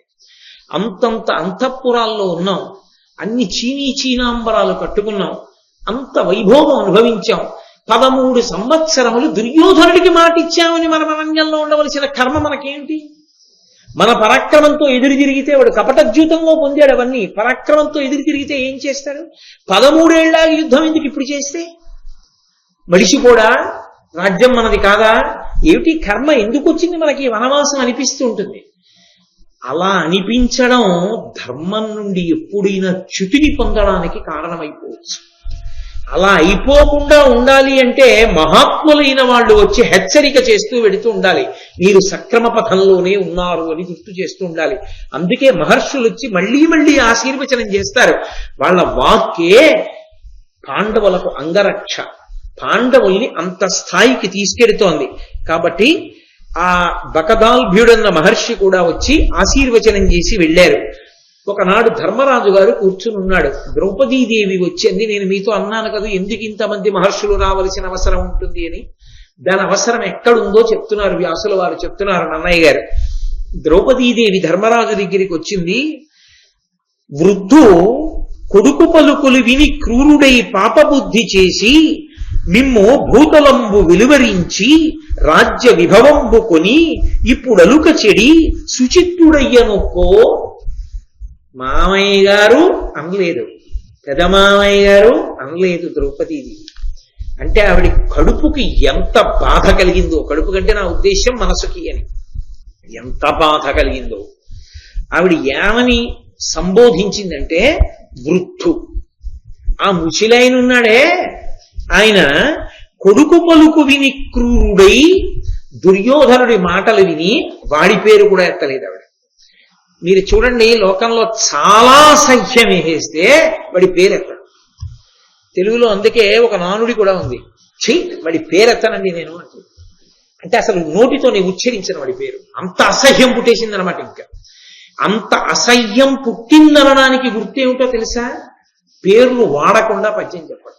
రుక్మిణీదేవి చెప్పింది అలా భాగవతంలో. ఎక్కడ పేరు చెప్పకుండా శిశుపాలుడిది మూర్ఖుడు, హీనుడు అంటూ మాట్లాడింది. అలా ఎంతైనా పెదమావు గారు కాబట్టి అనలేక ఆ ముసిలాడు అని మొదలెట్టింది. వృద్ధు కొడుకుల పలుకు విని క్రూరుడై ఆ దుర్యోధనుడి మాట విని అందో. ఎందుకని?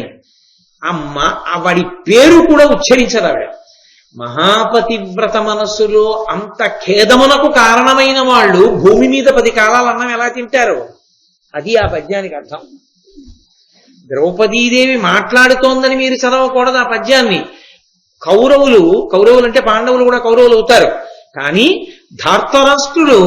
ధృతరాష్ట్రుడు ఆయన బిడ్డలు ఈ భూమి మీద ఎంతకాలం ఉంటారు అంటే ఎంతమంది పెద్దల యొక్క అనుగ్రహాన్ని పొందారు.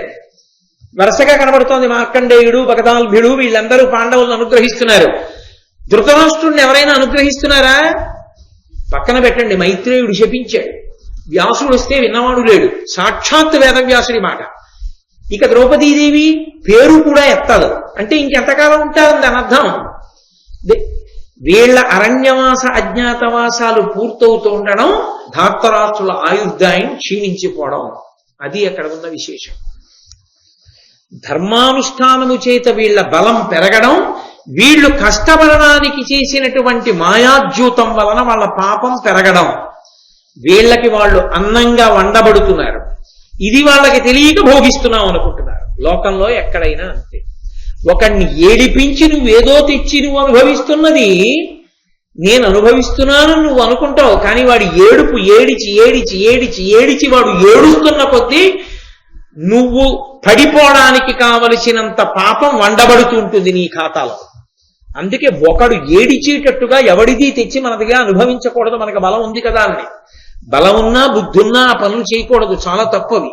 కాబట్టి నిమ్ము భూతలంబు విలువరించి రాజ్య విభవంబు కొని ఇప్పుడు అలుకసెడి సుచిత్తుడయ్యనొక్కో, మిమ్మల్ని పాండవుల్ని ఈ భూమండలం మీద పరిపాలన చెయ్యకుండా చేసి అడవులకు పంపించేశాడు కదా, ఇప్పటికైనా కడుపులో కోపం తగ్గి ప్రశాంతంగా ఉంటాడంటారా అని అడిగింది. అడిగి ఆ దురాత్మ హృదయమది, ఆ దురాత్మ హృదయమది అయపాషాణ నిష్ఠురంబు ధర్మ విధులు నిమ్ము అట్లు కొడుకు లెగ్గులాడంగబోయిన వలదనండ కలహ వాంఛ చేసి. ఆవిడికి ఎంత బాధ వేసిందో మనసులో. ఆ దురాత్మ హృదయము అది అయపాషాణము. ఆ దురాత్మ ఎవరు, మళ్ళీ పేరు చెప్పలేదు. ఆ ధృతరాష్ట్రుడు ఉన్నాడే, ఆయన యొక్క మనస్సు అది మనస్సు కాదు, అది అయపాషాణం, అది ఇనప ముద్ద, అది బండరాయి, అది కరగదు. అందుకే నిష్ఠురం ధర్మనిధుల మిమ్ము అట్లు కొడుకు లెగ్గులాడంగబోయిన వలదనండ కలహవంచ చేసి. అందుకే మిమ్మల్ని తన కొడుకులు తూలనాడుతుంటే, ఇష్టం వచ్చినట్లు మాట్లాడుతుంటే, తప్పురా మీరు అలా మాట్లాడచ్చా అని ఒక్క మాట అనలేకపోయాడు. తన గురించి కాదు ఆవిడ ఏడుస్తున్నది, తన భర్తల గురించి. అది ఆమె పాతివ్రత్యం, అది ఆవిడ బాధ. అని భవదాజ్ఞానిగణంబున తవిలి పరాక్రమము విడిచి ధరణీశ్వర, నీ యువరజులిడుమ ఇడుమలబడి కడు చివికిరి చెరబడిన సింహ శిశువుల భంగిన్. నువ్వు ఇలా అన్నావు, వద్దురా అన్నావు, ఇలా నువ్వు అన్నందుకు ఆగిపోయారు నీ నలుగురు తమ్ముళ్ళు, తెలుసా ధర్మరాజా? నువ్వే ఇలా అనుంటే వాళ్ళు ఎవరు ఉండేవారు కాదు. నువ్వు ఇలా అనలేదు, ఇలా అన్నావు. వాళ్ళు నీ ఎందు ఎంత భక్తి ప్రపత్తులు కలిగిన వాళ్ళు ఆలోచించు. వాళ్ళు సింహం పిల్లలు లాంటి వాళ్ళు.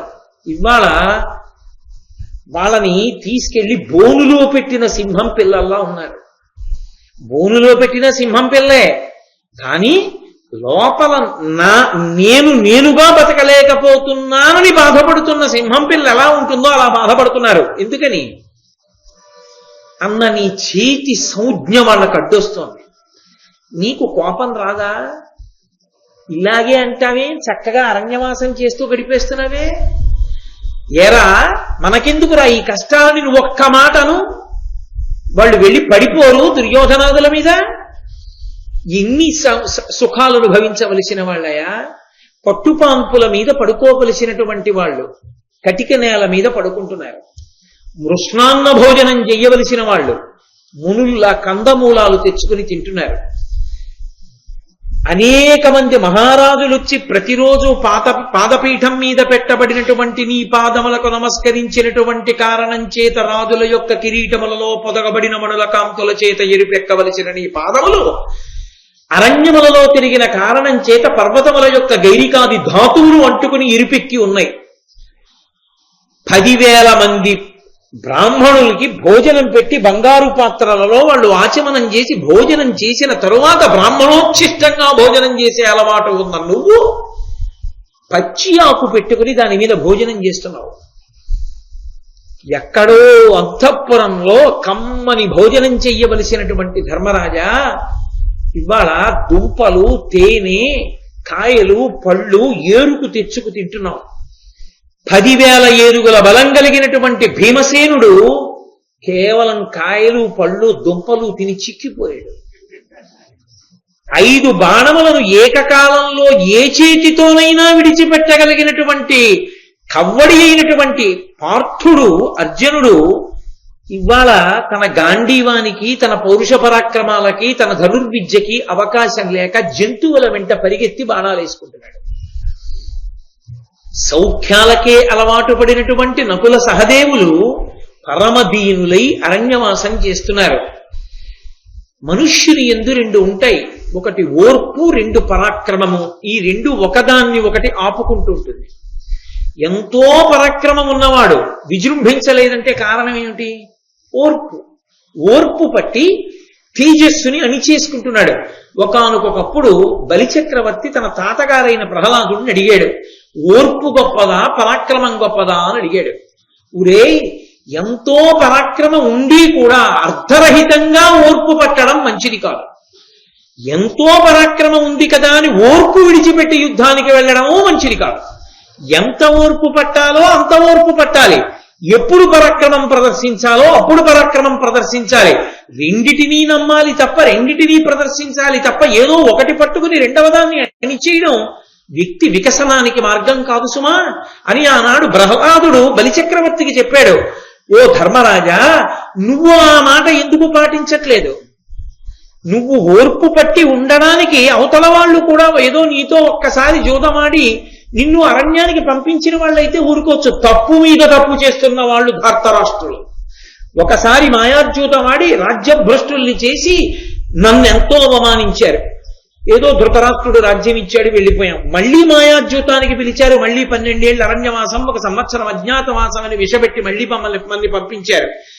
మనని ఇంత బాధ పెడుతూ కవ్విస్తూ అవమానం మీద అవమానం చేస్తూ తప్పు మీద తప్పు చేస్తున్నటువంటి కౌరవుల పట్ల తేజస్సుని ప్రకటించవలసిన సమయం ఆసన్నమైనప్పటికీ ధర్మమన్న మాట అడ్డుపెట్టి ఓర్పు వహిస్తూ నువ్వెందుకు పరాక్రమంతో విజృంభించట్లేదు? ఎందుకు నీకు కోపం రాదు? నీకు అసలు కోపం రాదా? కోపం వచ్చి నీ తమ్ముళ్లతో మాట్లాడవా? ఎప్పుడు ఓర్పు అన్న మాట ఒక్కటే నమ్ముకుంటావా? నీ చరిత్రలో పరాక్రమం అన్న మాటకి స్థానం లేదా? ఎన్నాళ్ళు ఇలా ధర్మం అన్న మాట చెప్పి ఇలా కూర్చుంటావు అరణ్యవాసం చేస్తూ? ఎన్నాళ్ళు నీ తమ్ముళ్ళు కష్టాలు పడాలి? నేనన్న మాట ఆవిడ వాళ్లేదు. ఎన్నాళ్ళు కష్టాలు పడాలి? నాకు కాదయా కష్టం, మీ కష్టాలు చూసి నేను బాధపడుతున్నాను. నీ సేవ నాకు సంతోషం ఎక్కడున్నా. కానీ ఈ కష్టాలు ఎన్నాళ్ళు? నీ పరాక్రమంతో విజృంభించవా? నీకు కోపం రాదా? నీకు కోపం వచ్చి ఒక చిటికిలా వేసి అను వెళ్ళిపోతారు మిగిలిన 4 వెళ్ళి మీద పడిపోతారు. ఎందుకనవా మాట అంది. అంటే ధర్మరాజు గారే ఆయన అన్నాడు, కోపం తెచ్చుకోమని కదా ద్రౌపది చెప్తున్నావు, నోర్మై నీకేం తెలుసు అని కూడా కోపం తెచ్చుకోవచ్చు. కానీ ఆయన ఆపాటి కోపానికి కూడా వశుడు కాలేదంటే ఎంత పరిశీలించుకుంటా ఉంటాడో చూడండి తనని తాను. ఎందుకో తెలుసా? బయట నుంచి వచ్చేదైతే కనపడుతుంది, వచ్చేస్తోందని తప్పుకోవచ్చు. మళ్ళీ ఎక్కడ నుంచి వస్తోందో మనకి తెలియదు. ఫలానా చోటు నుంచి వస్తుందని ఉండదు. రావడానికి అదును కోసం ఇక్కడ కూర్చుంటుంది.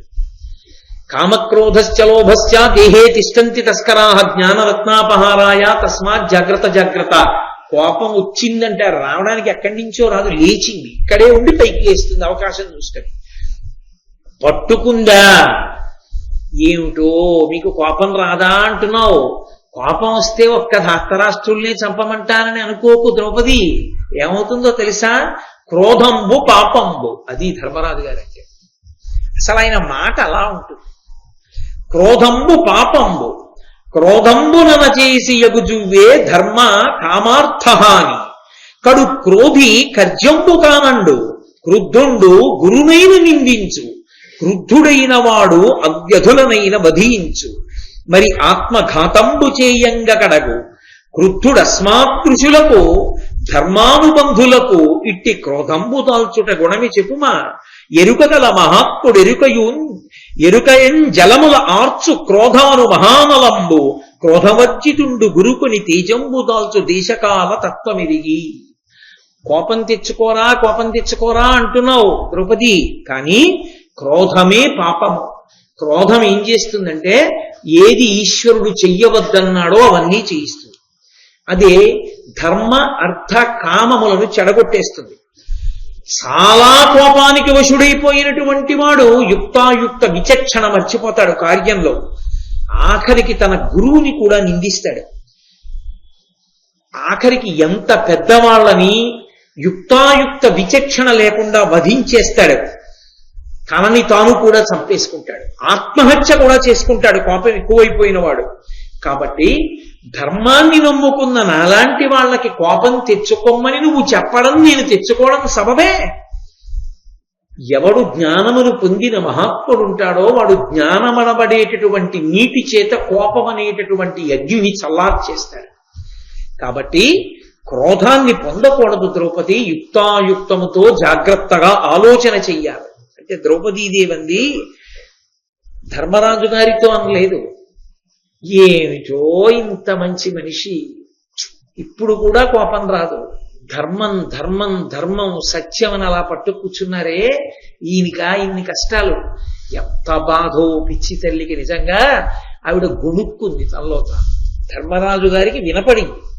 ఆవిడ ధర్మరాజు గారితో అనలేదు, అన్నీ విని చూడండి పోన్లేవే వాడి కర్మవాడి, నాకెందుకు పెద్దవాడిని అన్నాడు అనుకోండి అన్నగారు. భార్య ఏమిటో ఈ సత్యకాలం మనిషి, ఇన్ని దేవుడు చూడాలంతే అని గొడుక్కుంటుంది. అలా ఆవిడంది, ఆర్యులకు విహీనతయు అనార్యులకు ఉన్నతియు చేసి అవినీతుడవై కార్యము తప్పితివి, నీకు అనార్యులు చుట్టములే ఆర్యులరులే విధాత. విధాత అంటే ఓ బ్రహ్మ, ఆర్యులు పెద్దలు పూజనీయులు ధర్మాన్ని నమ్ముకున్న వాళ్ళని కష్టాల పాలు చేస్తావా? ధర్మాన్ని విడిచిపెట్టి అధర్మాన్ని పట్టుకున్న వాళ్ళకి సుఖాలు ఇచ్చావా?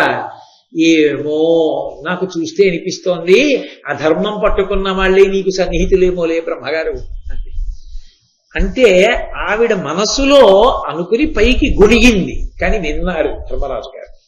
విని అన్నాడు, మనం కష్టంలో ఉన్నామని దైవాన్ని దూషించడం ఇంకో తప్పు. ఆయన్ని ఎందుకు నిందిస్తావు మధ్యలో? మనం చేసిన దోషానికి మనం అనుభవిస్తున్నాం. మనం ఇచ్చిన మాట 12 ఏళ్ల అరణ్యవాసం, 1 సంవత్సరం అజ్ఞాతవాసం చేస్తామన్నాం, అడవికి వచ్చాం. ఇప్పుడు మధ్యలో బ్రహ్మగారి ఊషెందుకు? ఆయన్ని మధ్యలో నింద చేయడం ఎందుకు? తప్పు, దైవదూషణ చెయ్యకూడదు. కాబట్టి ద్రౌపదీదేవి నాకు కూడా తెలుసు, నేను కూడా మా నాన్నగారి ఇంట్లో ఉన్న రోజుల్లో ద్రౌపదుడి దగ్గర ఎందరో పెద్దలు వచ్చి ఎన్నో విషయాలు చర్చిస్తూ ఉండేవారు. అప్పుడు నేను తెలుసుకున్నాను దైవదూషణ చెయ్యకూడదని, ధర్మాన్ని నమ్ముకోవాలని నేను కూడా తెలుసుకున్నాను. కానీ ధర్మరాజా, నాకు అర్థం కాని విషయం ఒకటే, ఇలా మాటిచ్చాను కదా అని ఇలా అరణ్యంలో 13 ఏళ్ళు 12 ఏళ్ళు గడిపేసి, మాటిచ్చాను కదా అని 1 ఏడాది అజ్ఞాతవాసం చేసేసి బయటికి వచ్చేస్తే వెంటనే పట్టుకొచ్చి ఇచ్చేస్తారా వాళ్ళు రాజ్యాన్ని? అలా ఇచ్చేవాళ్ళైతే కపటద్యూతం ఎందుకు? మన ప్రయత్నం అన్నది ఏదో ఉండాలిగా ఎక్కడో అక్కడ. ఎన్నాళ్ళు ఈ పరామర్శలు, ఈ కూర్చోవడం ఏమిటి? వచ్చిన ప్రతివాడు వేళ్లు విరిచి అయ్యో పాపం అనేవాళ్ళు కొంతమంది, పర్వాలేదు లేండర్రా వృద్ధిలోకి వస్తారనేవాళ్ళు కొంతమంది. ఈ దుంపలు ఏమిటి, తేనేమిటి? ఎన్నాళ్ళు అసలు రాజ్యం కోసం ప్రయత్నం మరిచిపోతావా కొన్నాళ్ళకి నువ్వు? పురుష ప్రయత్నం ఇది. తిలలందు తైలంబు కాష్టములయందు తెరముగా నగ్ని కలుగు తెరింగి ఉపాయపూర్వము గడగి తత్సిద్ధి అలయక ఉత్సాహవంతుడు వడయునట్ల అనుత్సాహమలసి దైవపరుడిది వడయంగను నోపునేందు. ఏమయ్యా, ఎక్కడైనా చూడు నువ్వులలో కనపడకుండానే నూనె ఉంటుంది, నలిపితే నూనె వస్తుంది. కాష్టము అంటే కొయ్య ఎందు అగ్ని ఉంటుంది, కొయ్యతో రాపాడిస్తే మంట వస్తుంది. కాబట్టి కొయ్యలో మంట ఉంది, నువ్వుల్లో నూనె ఉంది. అలాగే ప్రయత్నం అన్నది ఒకటి పురుషుల్లో ఉండాలిగా. ఆ ప్రయత్నం అన్నది పురుషుల్లో ఉంటే నలిపినటువంటి నువ్వుల గింజలోంచి నూనె వచ్చినట్టు, రాపాడించిన కర్రలోంచి అగ్ని పుట్టినట్టు నీలోంచి ఒక ప్రయత్నం అన్నది ఏదో బయటికి రావాలి కదా. ఒరే అయిపోతోంది కాలం, అరణ్యవాసం, మనం రాజ్యాన్ని సంపాదించుకోవడానికి కూడా ఒరే జాగ్రత్తగా ఉండాలి, మనం ఇలా చెయ్యాలి, మిత్రుల్ని సమీకరించుకోవాలి, అలాంటి మాటలు నువ్వేం అంటలేదు. పురుష ప్రయత్నం ఇది, అన్ని దేవుడే ఇచ్చేస్తాడు పట్టుకొచ్చి. మన ప్రయత్నం ఉండాలా, ఆ ప్రయత్నం మీద సెలవు అని ఆవిడ అడుగుతుంటే భీమసేనుడు వచ్చాడు. వచ్చి, అన్నయ్య నాకు కడుపులో రగిలిపోతోంది ఈ విషయం, ఎప్పటి నుంచో ప్రస్తావించడం ఎందుకని ఊరుకున్నా. ఏ ధృతరాష్ట్రుడిదా దుర్యోధనుడు ముల్లె అనుభవించడానికి? తాత తండ్రుల రాజ్యం అన్నయ్య ఇది. మన తండ్రి పాండురాజు గారు దిగ్విజయ యాత్ర చేసి ధరామండలాన్నంతటినీ గెలిచి తీసుకొచ్చిన రాజ్యం. పాండురాజు గారికి కొడుకులు లేకపోతే దుర్యోధనుడికి వెళ్ళాలి. ధృతరాష్ట్రుడికి ముందు పుట్టిన వాడు కాడు కొడుకు, మన నాన్నగారైన పాండురాజుకు ముందు పెట్టాడు నువ్వు. అందుచేత రాజ్యం నీది. నీదైన రాజ్యాన్ని మాయాద్యూతంలో కబళించి అనుభవించడానికి వాళ్ళెవరు? మాటిచ్చానని కట్టుబడి వచ్చి అరణ్యంలో ఉండడానికి మన కర్మేమిటి? అన్నయ్య ధర్మం ధర్మం ధర్మం అంటున్నావు కదా, నేను ఒక్క మాట చెప్తాను విను. పురుషార్థములు ధర్మ అర్థ కామ మోక్షములలో 4వదైన మోక్షము 3 చేత పొందబడుతుంది, ధర్మార్థ కామముల చేత. కానీ ఈ ధర్మమునకు కామమునకు కూడా సాధనమైనది అర్థమే అన్నయ్య. ఓ కొత్త సిద్ధాంతం తెచ్చాడు భీమసేనుడు. అర్థం లేని ధర్మకామాలు ఎక్కడి నుంచి ఉంటాయన్నయ్య? చేతిలో రూపాయి లేదు, ఏమర్థం? ఏమి ధర్మాన్ని చేస్తావు నువ్వు? ఎక్కడి నుంచి ధర్మాన్ని ఆచరిస్తావు? ఉపవాసం చేయడానికి అర్థం ఉంది, ఎందుకంటే ఎలాగో లేదు కాబట్టి. ఏమి పారణ చేయడానికి ధర్మం ఏది? పారణ చేస్తే కదా ఉపవాసం పూర్తవుతుంది. ఏకాదశి నాడు ఉపవాసం ఎప్పుడు పూర్తవుతుంది? సూర్యోదయం అవగానే ద్వాదశి నాడు తినేయాలి. ఆయనకి ఏకాదశి నాడు ఉపవాసం చేయడానికి అర్థం ఉంది, ఆయన దగ్గర ఏమీ లేకపోవడం, అందుకని ఉపవాసం ఉన్నాడు. ద్వాదశి నాడు పారణ చేయడానికి అర్థం ఏది? తింటే కదా ఉపవాసం పూర్తయ్యేది, విరమిస్తే కదా ఉపవాసం. తినడానికి లేదు, ధర్మం ఎక్కడ నిలబడింది ఇప్పుడు అన్నయ్య? అర్థం లేని ధర్మం నిలబడుతుందా? నిలబడదుగా. మరి అర్థం రాజ్యం నువ్వు వదిలేస్తానంటా ఏంటి? ధర్మం ధర్మం అంటా ఏంటి? అర్థం లేని ధర్మం ఎలా నిలబడుతుంది? అర్థం లేని కామం ఎలా నిలబడుతుంది? ఏ రూపాయి లేదు, కోరికలు ఎందుకు? ఇంకా ఏ రూపాయి లేదు కాబట్టి కోరికలు అక్కర్లేదు, అసలు అర్థమే లేదు కాబట్టి ధర్మం ఊసేలేదు. ఇక మనం ఎందుకు పనికి వచ్చినట్టు అన్నయ్య? ఊడిపోయాయా మనకి? నువ్వేమో ధర్మం ధర్మం ధర్మం అంటున్నావు, నేనంటున్నాను అర్థము లేని ధర్మకామములు పనిచేయమంటున్నాను. కాబట్టి అన్నయ్య నువ్వు బాగా పునరాలోచించు, అర్థాన్ని వదిలిపెట్టేయకూడదు అన్నయ్య. కానీ చిత్రం ఏమిటంటేనండి, ఎవరి వాదన వాళ్ళదే చాలా బలంగా అనిపిస్తుంది. కానీ ధర్మరాజు గారు చెప్పిన తర్వాత మాత్రం అబ్బో ధర్మమే గొప్పది అనిపిస్తుంది. నరనుక నీ అనుజ్ఞకొని నాడ విరోధుల నెల్లబోరిలో సరభస వృత్తి నుట్టడగ చంపితిమేని మహోగ్ర కాననాంతరముల నుండకుండ నతిదారుణ దుర్మృగ సంగమంబునంబరయకయుండగా మనకు బోలు నమందమన ప్రియంబుగన్. ఆనాడు మాయాద్యూతం జరుగుతుంటే రాజ్యమంతా ఓడిపోయిన తర్వాత ద్రౌపదీదేవిని వాళ్ళు అవమానించబోతుంటే నేను గదాదండం పట్టుకుని పైకి లేచాను. ఒక్కసారి తలలు పగలగొట్టేద్దాం అందరు వీనని. నువ్వేమన్నావు అన్నావు, ఆగిపోయాను. అలా అనకుండా ఉంటే అన్నయ్య ఈ పాటికి రాజ్యం మందే, అనుజ్యూతం లేదు. నీ వల్ల కదా వచ్చింది. ఏమిటి మనని మాయ చేసిన వాళ్ళు అంతఃపురాల్లో ఉన్నారు, ధర్మానికి కట్టుబడిన మనం మృగాల మధ్యలో అరణ్యంలో ఉన్నాం. ఏమిటన్నయ్యా ఈ ప్రారంభం? సమయాతిక్రమ భీతిని క్షమయాపులమైన మనల కౌరవులు పరాక్రమహీనులుగా తలతొరు సమరోత్సాహంబు విడిచి జడమతినున్నారు. అన్నయ్య మనం సమయానికి మనం ఇచ్చిన మాటకి కట్టుబడ్డాం. 12 ఏళ్లు అరణ్యవాసం, 1 ఏడాది అజ్ఞాతవాసం అయిపోతే తప్ప యుద్ధానికి వెళ్ళకూడదు అన్న నీ మాటకి కట్టుబడి మేము కూర్చున్నాం. బాగుంది అన్నయ్య, మేము కూర్చున్నాం. కానీ వాళ్ళేమంటున్నారు? కౌరవులు ధార్తరాష్ట్రులు ఏమంటున్నారు?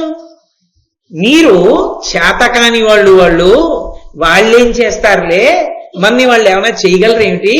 అందుకని చేత కాక మనం ఓడిస్తే వెళ్ళి ఉండండ్రా అంటే అడవుల్లో కూర్చున్నారంటున్నారు. అన్నయ్య, మనం సత్యానికి కట్టుబడినట్టుగా మన శత్రువుకి కనపడటం లేదు.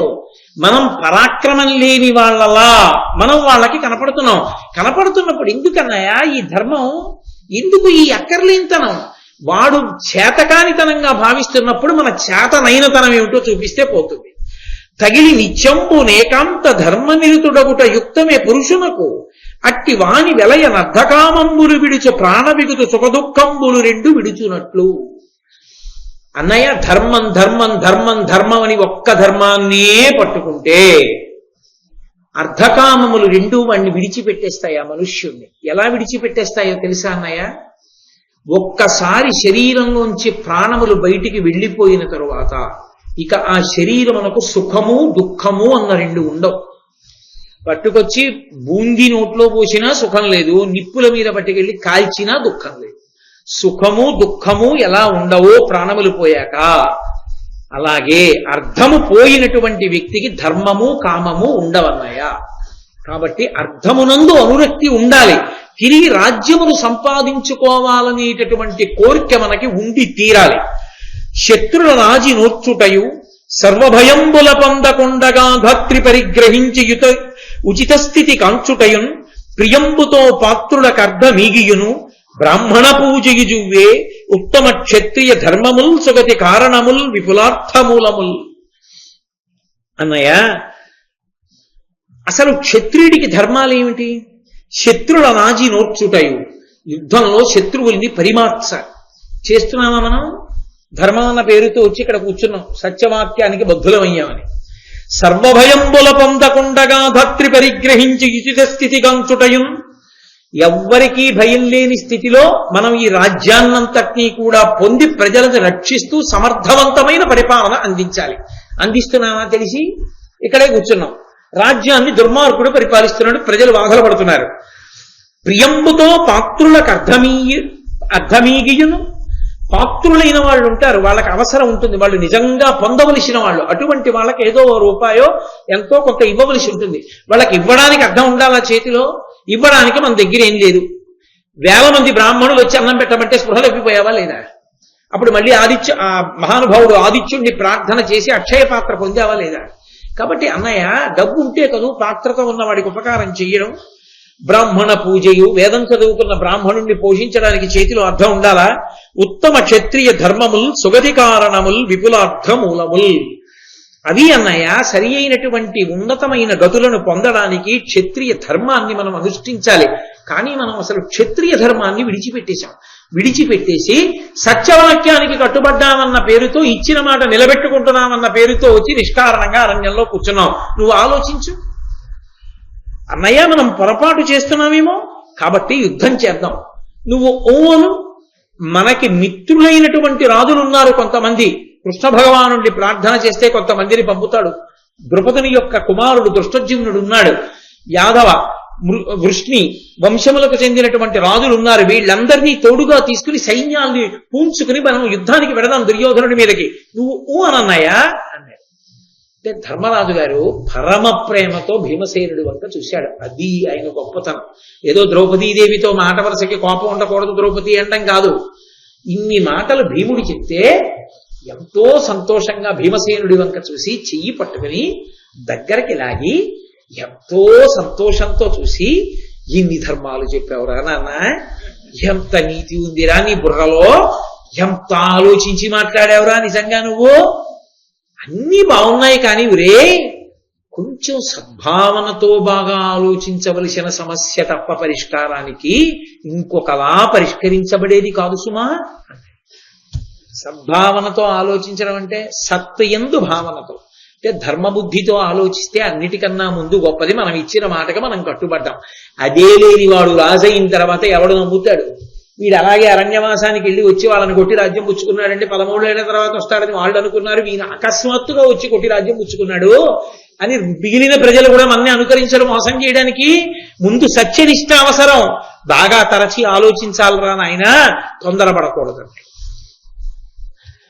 అలగగుణంబులందధికుడైన మహాత్ముడు రాగకోపమాయలబడి అక్షమావివశుడై అచిరాంశులతా విలాస చించలమగు లక్ష్మి కాసపడి సత్యము ధర్మము తప్పి సత్సభావలితగు వారి యొద్దతగు వాడై సద్విధి ఉండనేర్చుని. నాయన, చిన్న చిన్న పెద్ద పెద్ద గుణములు కలిగినటువంటి వాడు చిన్న చిన్న విషయాల కోసం ఆశపడడం. అటువంటి అధికుడు రాగానికి కోపానికి వశుడైపోయి రాగద్వేషములకు వశుడై, రాగము కోపము అంటే రాగము ద్వేషము.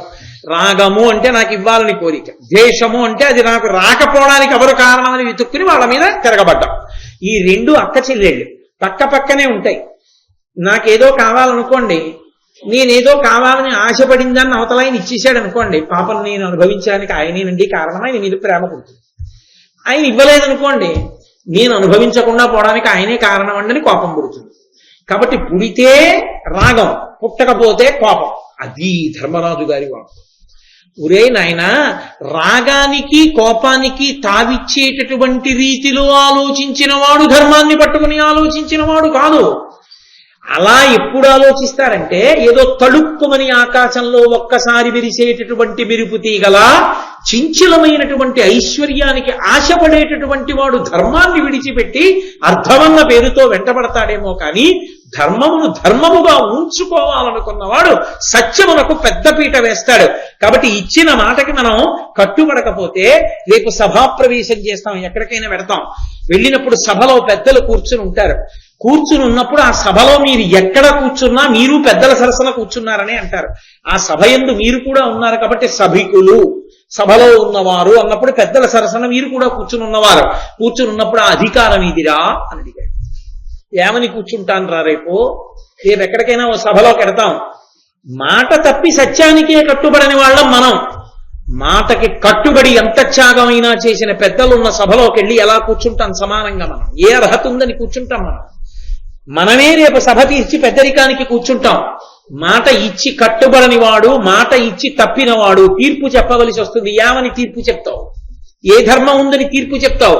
అసలు ప్రభుత్వం నడుపుదాం, ప్రభువుగా ఉందాం అనేటటువంటి నువ్వు ప్రభువుగా ఉండడానికి కావలసిన ధర్మం గురించి ఆలోచిస్తున్నావా? అది విడిచిపెట్టి అర్థం ఉంటే ధర్మం ఉండడం ఏమిట్రా? ధర్మం ఉంటే అర్ధకామములు అవే వస్తాయి తప్ప ధర్మాన్ని విడిచిపెట్టిన అర్ధకామముల జోలికి వెళ్ళకూడదు. కాబట్టి వాటి జోలికి వెళ్ళకూడదురా నాయనా అన్నాడు. అంటే భీముడు అన్నాడు, అన్నయ్య నీ తాత్పర్యం అంతా ఏమిటి? మనం 13 సంవత్సరములు అరణ్యవాస అజ్ఞాతవాసములు చేస్తే తప్ప యుద్ధం చేయకూడదు, అది కదా. మనం అరణ్యవాసానికి వచ్చి 13 నెలలు పూర్తయిపోయింది. 13 నెలలు పూర్తయిపోయింది కాబట్టి కాలాన్ని గణన చేసేటటువంటి ఒక పద్ధతిలో 1 సంవత్సరానికి 1 నెలని ప్రమాణంగా తీసుకునేటటువంటి లెక్క ఒకటి ఉంది. ఆ లెక్క ప్రకారం అన్నయ్య ఇప్పటి వరకు మీరు ఇక్కడ ఉన్నారని మన దగ్గరికి ధాతరాష్ట్రులు రాలేదు కదా, అందుకని 12 ఏళ్ల అరణ్యవాసం 1 సంవత్సర అజ్ఞాతవాసం పూర్తయిపోయినట్టే. సంవత్సరాన్ని 1 నెలకి లెక్క కట్టిన విధానాన్ని తీసుకుందాం, అయిపోయింది అరణ్యవాస అజ్ఞాతవాసాలు.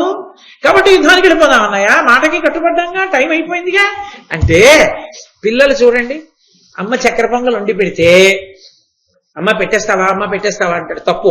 నైవేద్యం పెట్టాక పూజ చేసుకుని నైవేద్యం పెట్టి నీకు ప్రసాదం పెడతానే అంటాడు. వాడు ఇంకా వెళ్ళి అమ్మ పూజ కూర్చుని ఏదో, లేకపోతే అమ్మ అండం ఎందుకు, మళ్ళీ ధర్మం తప్పి భారతం చెప్తూ నాన్నగారు పూజ చేసుకుంటున్నారు. అది మర్యాద కాదు లోకంలో.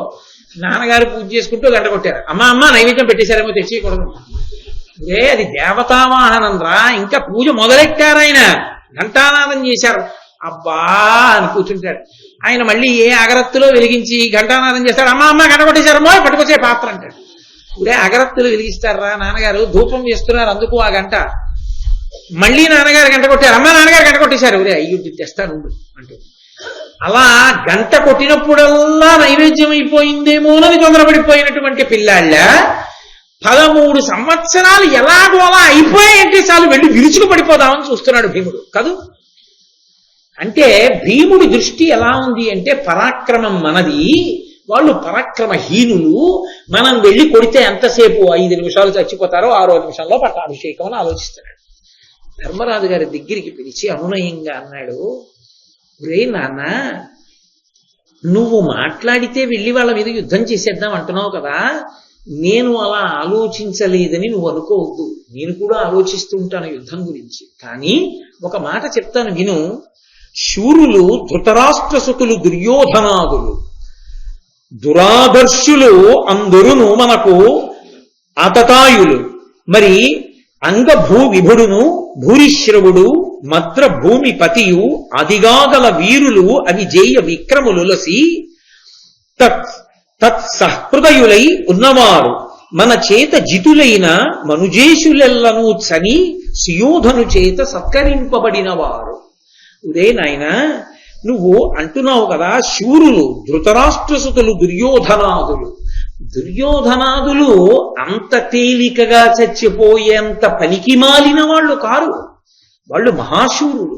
వాళ్ళకి కూడా గదాయుద్ధం తెలుసు. వాళ్ళు కూడా యుద్ధంలో చాలా గొప్పగా యుద్ధం చెయ్యగలిగినటువంటి వాళ్ళు. అందులో ఆతతాయులు వాళ్ళు ఎటువంటి తప్పుడు పనైనా చేస్తారు. ధర్మయుద్ధానికే నిలబడేటటువంటి లక్షణం ఉన్నవాళ్ళు కారు. మరి అంగభూ విభుడును, అంగరాజ్యాన్ని పరిపాలించేటటువంటి కర్ణుడున్నాడు. అతన్ని తలుచుకున్నప్పుడల్లా నాకు నిద్ర పడుతుండదురా. అంతటి బల సంపత్తి కలిగినటువంటి వాడు, అంతటి విలువిద్యా నిపుణుడు. భూరిశ్రవుడున్నాడు. మద్ర భూమిపతియు శల్యుడున్నాడు. ఆదిగాగల వీరులు అవిజేయ విక్రమములసి అపారమైనటువంటి విక్రమము కలిగిన వీళ్లు చాలరన్నట్టుగా రాజసూయ మహాయాగంలో మన చేత ఓడింపబడిన రాజులందరూ మన మీద కక్ష పెట్టుకుని తత్సహృదయులై ఆ దుర్యోధనుడి పట్ల సహృదయం కలిగి మనని ఓడించాలన్న కీర్తి తెచ్చుకోవాలని అటు పక్కన చేరారు. చేరి అతని చేత సత్కరింపబడి ఉన్నారు. వాళ్ళందరూ కలిసి యుద్ధానికి వస్తారు. కేవలం మన బలం సరిపోతుంది అనుకుంటున్నావా? సరిపోదు. అవతల స్వచ్ఛంద మరణ బలం ఉన్నవాడు భీష్ముడు తాతగారు. తనంత తాను చచ్చిపోతానంటేనే చచ్చిపోతాడు. సర్వసైన్యాధిపతిగా వస్తాడు. ధర్మం తప్పి ఇటు రాడు. మొదటి నుంచి ఆ ఇంట్లోనే ఉన్నాడు. అందుకని అట్టే పోరాడతాడు. భీష్ముడు వస్తాడు. గురువు గారు ద్రోణాచార్యుల వారు వస్తారు. గురుపుత్రుడు అశ్వత్థామ వస్తాడు. మరొక గురువు కృపాచార్యుల వారు వస్తారు. కర్ణుడు వస్తాడు. శల్యుడు వస్తారు. భూరిశ్రవుడు వస్తాడు. దుర్యోధనుడు వస్తాడు. వీళ్ళందరినీ ఓడించడానికి తగినంత బలపరాక్రమాలు మన దగ్గర ఉన్నాయా? నేను రెండు పక్షములలో ఉన్నటువంటి బలాబలములను పక్షపాతం లేని రీతిలో అంచనా కట్టాను.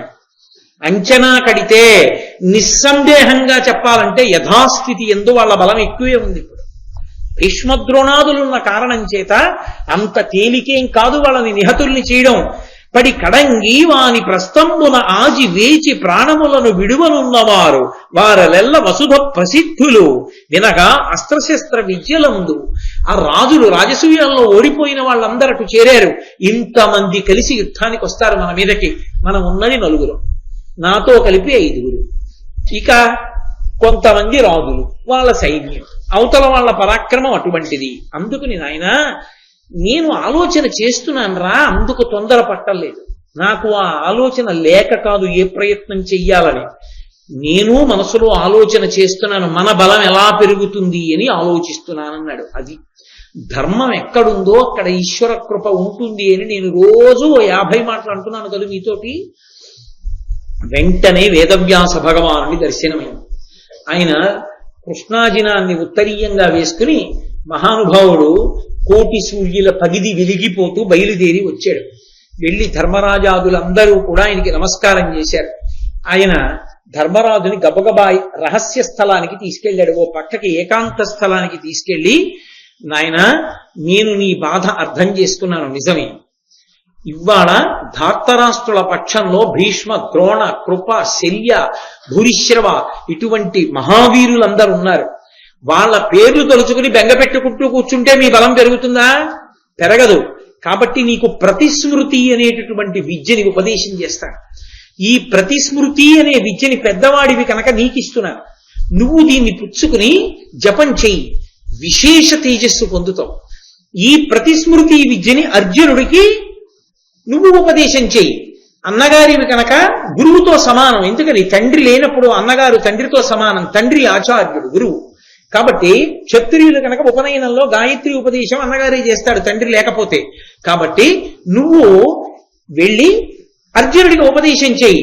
అర్జునుడు ఆ ప్రతిస్మృతి విద్యని స్వీకరించిన వాడై ఉత్తర దిక్కుగా హిమాలయ పర్వతాల వైపుగా బయలుదేరుతాడు. ఈశాన్యం వైపుగా బయలుదేరి ఆ పర్వతం మీద కూర్చుని పరమశివుడి గురించి తపస్సు చేస్తాడు.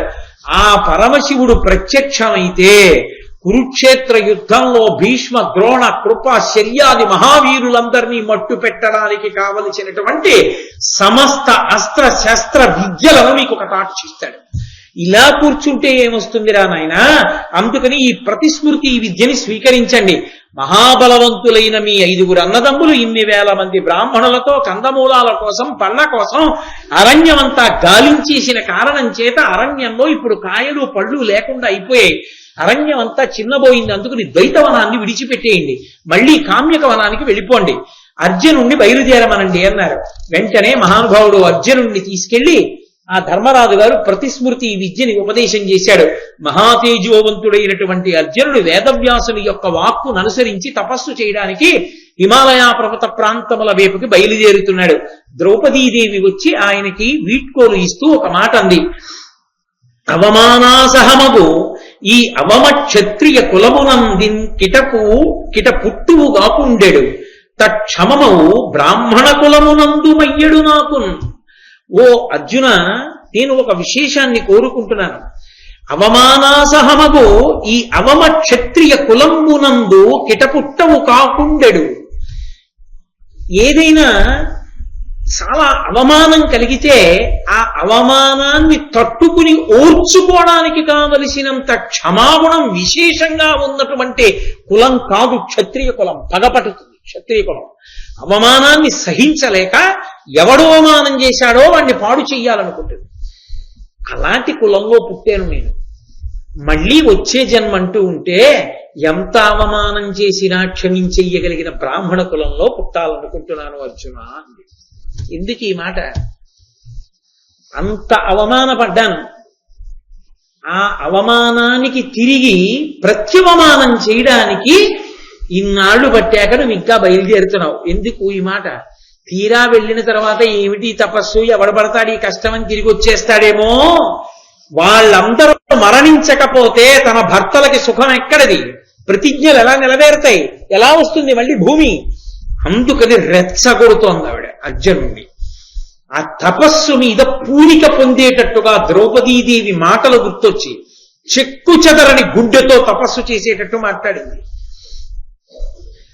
అరికృత దుష్పరాభవ మహార్ణవమగ్నుల మమ్మునందరం కరుణ సముద్ధరింపుము జగన్నుత అన్యులు పూనగాని ఈ భరము వహింప పూనిన అపార గుణోన్నతు నిన్ను దిక్కులున్ ధరణియ సోముడున్ అభము ధాత్రియు గాట్పును కాచుచుండెడెన్.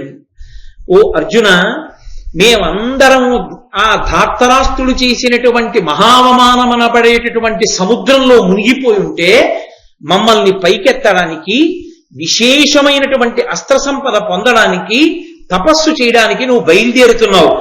ఇంత మా అందరి కోసం తపస్సు చేయడానికి బయలుదేరుతున్నటువంటి నీకు దిక్కులు, భూమి, చంద్రుడు, ఆకాశము, భూమి, వాయువు సర్వకాలముల యందు రక్షించుచుండుగాక అని ఆయన ఎంత పెద్ద కర్తవ్యంతో వెడుతున్నాడో ఎన్నడూ విస్మృతికి రాకుండా ద్రౌపదీదేవి ఎక్కబొడిచి మరీ జ్ఞాపకం చేసి మంచి చెప్పి పంపించింది. బయలుదేరాడు అర్జునుడు. ఆ ఈశాన్య దిక్కుగా బయలుదేరి హిమవత్ పర్వత ప్రాంతానికి చేరుకుని ఒక అరణ్యంలోకి ప్రవేశించాడు. అకస్మాత్తుగా మాట వినపడింది ఒకటి. ఓ సమస్త శత్రు సంహారకుడమైనటువంటి ఓ అర్జున, కదలవద్దు అని. ఏమిటి ఇటువంటి మాట వినబడిందని ఆశ్చర్యంగా చుట్టుపక్కల చూశాడు. ఒక చెట్టు కింద వృద్ధ బ్రాహ్మణుడు ఒకడు కూర్చుని ఉన్నాడు. చూశాడు, ఎవరి వృద్ధ బ్రాహ్మణుడు ఎందుకు ఇలా అన్నాడు అనుకున్నాడు. ఆయన అన్నాడు, ఇది కేవలం అన్నిటినీ విడిచిపెట్టినటువంటి వారు వచ్చి కూర్చుని సత్వగుణంతో తపస్సు చేసుకునేటటువంటి పుణ్యభూమి. అటువంటి చోటికి ఈ మందర పర్వతం మీదకి నువ్వు వచ్చి ఇక్కడ వాతావరణాన్నంతటినీ చెడగొడుతూ చేతిలో గాంధీవాన్ని, అక్షయబాణ తూణీరాల్ని కట్టుకుని తిరుగుతున్నావేమిటి? కాబట్టి నువ్వు ఇక్కడ ఉండక వెళ్ళిపో అన్నాడు. అంటే అర్జునుడు ఆ మాటని లక్ష్య పెట్టకుండా అడుగులు వేశాడు. సంతోషించినటువంటి ఇంద్రుడు తన యథార్థ రూపాన్ని గోచరింపచేశాడు. నేనే రా నాయనా ఇక్కడికి వచ్చింది, నీకు నేను పుణ్యలోకాలను ఇస్తాను, అమరత్వం ఇస్తాను, కాబట్టి నాతో నువ్వు దేవలోకానికి రావలసింది అన్నాడు. ద్రౌపదీదేవి అందుకు అంత జాగ్రత్తగా గుర్తు చేశాడు. ఆయన అన్నాడు అర్జునుడు, నాకు అమరత్వం ఎందుకు, నాకు దేవలోకాలు ఎందుకు, నాకు కావలసినవి కావు. నా అన్నగారు, నా తమ్ముళ్ళు అరణ్యవాసం చేస్తూ ఎన్నో ఇక్కట్లలో ఉన్నారు. మా భార్య ద్రౌపదీదేవి ఇంత అవమానమును పొంది అక్కడ మాకు సేవ చేస్తోంది. వీళ్ళందరూ అవమాన భారంలోంచి బయటికి రావాలి అంటే నేను పరమశివుడి గురించి నిశ్చలమైన తపస్సు చేసి ఆయన అనుగ్రహంతో దివ్యాస్త్ర సంపదని పొందాలి. కాబట్టి నేను తపస్సు చేస్తానన్నాడు. చాలా సంతోషించి, అయితే అదిగో ఆ ప్రదేశంలో కూర్చుని తపస్సు చేయమన్నారు. ఆ మందర పర్వతం మీదకి వెళ్ళి చక్కగా తపస్సు చేయడానికి యోగ్యమైనటువంటి ప్రదేశాన్ని ఎంచుకుని ఒక చెట్టు కింద కూర్చున్నాడు. పక్కన మంచి పద్మ సరోవరం, అందులో హంసలు, కారండవములు మొదలైనటువంటి పక్షులు ఈదుతున్నాయి. అందులో అరవిరిసినటువంటి పుష్పముల యొక్క సౌరభము వచ్చి నాసాపుటములకు తాకి ఎంతో సంతోషాన్ని కల్పిస్తోంది. అక్కడ కూర్చుని నిశ్చలమైన మనస్సుతో పరమశివుడి మీద దృష్టి పెట్టి తపస్సు చేస్తున్నాడు.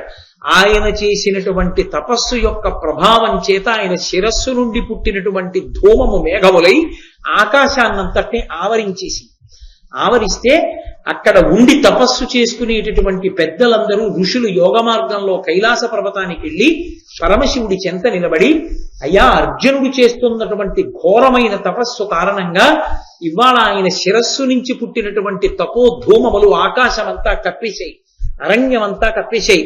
కాబట్టి మీరు వచ్చి ఆయన యొక్క కోరిక తీర్చవలసింది అన్నాయి. నేను కూడా గమనించాను, తప్పకుండా వచ్చి అర్జునుడి కోరిక తీరుస్తానన్నాడు అని.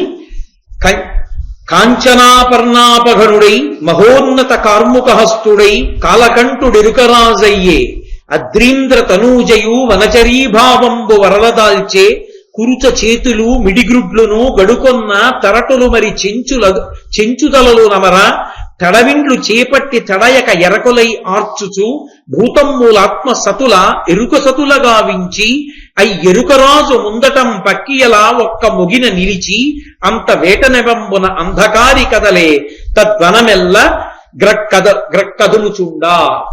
ఆ పరమేశ్వరుడు వెంటనే ఓ కిరాత వేషాన్ని ధరించి ఆ జటాజూర్ణాన్నంతటినీ కూడా కట్టుకుని ఒక జింక చర్మాన్ని కట్టుకున్నటువంటి వాడై విశేషమైనటువంటి బలంతో కూడుకున్న శరీరంతో అమ్ముల పొదిని వెనకాతల కట్టుకుని చేతిలో ధనస్సు పట్టుకుని ఆ తలపాగ మీద పక్షి ఈకలు పెట్టుకుని తన చుట్టూ ఉన్నటువంటి ప్రమదగణాలు భూతగణాలు అన్నీ కూడా పొట్టి చేతులతో కూడుకున్నటువంటి ఎరుకల వారైతే వాళ్ళ యొక్క భార్యలందరూ కూడా చించితలైపోతే పరమశివుని యొక్క హృదయాన్ని తెలుసుకున్నటువంటి పార్వతీదేవి ఒక ఎరుకలసానిగా మారిపోతే ఆమె పక్కన నిలబడి ఉంటే అప్పుడు వనచరీభావంబు వరలదాల్చే ఆమె అరణ్యములలో తిరిగేటటువంటి ఒక కిరాతుని యొక్క భార్యారూపాన్ని పొందితే వీళ్ళందరితో కలిసి ఆ భూతగణాలన్నీ పక్కన ముందు వెనక నడిచి వస్తుంటే ఆయన నడిచి వెడుతూ ఆ అరణ్యంలో వెడుతుంటే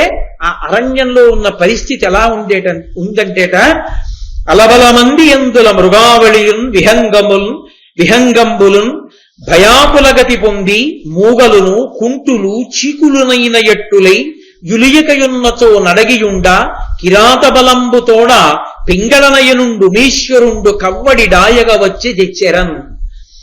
ఆ పింగళనయనుండు ఎర్రని కన్నులున్నటువంటి పరమేశ్వరుడు, ఆ ఉమీశ్వరుండు పార్వతీదేవి యొక్క పతి అయినటువంటి పరమశివుడు ఆ అరణ్యంలో వేటకై వెడుతున్నవాడిలా వెడుతుంటే ఎక్కడ పక్షులు కదలడం మానేసేట. ఎందుకని?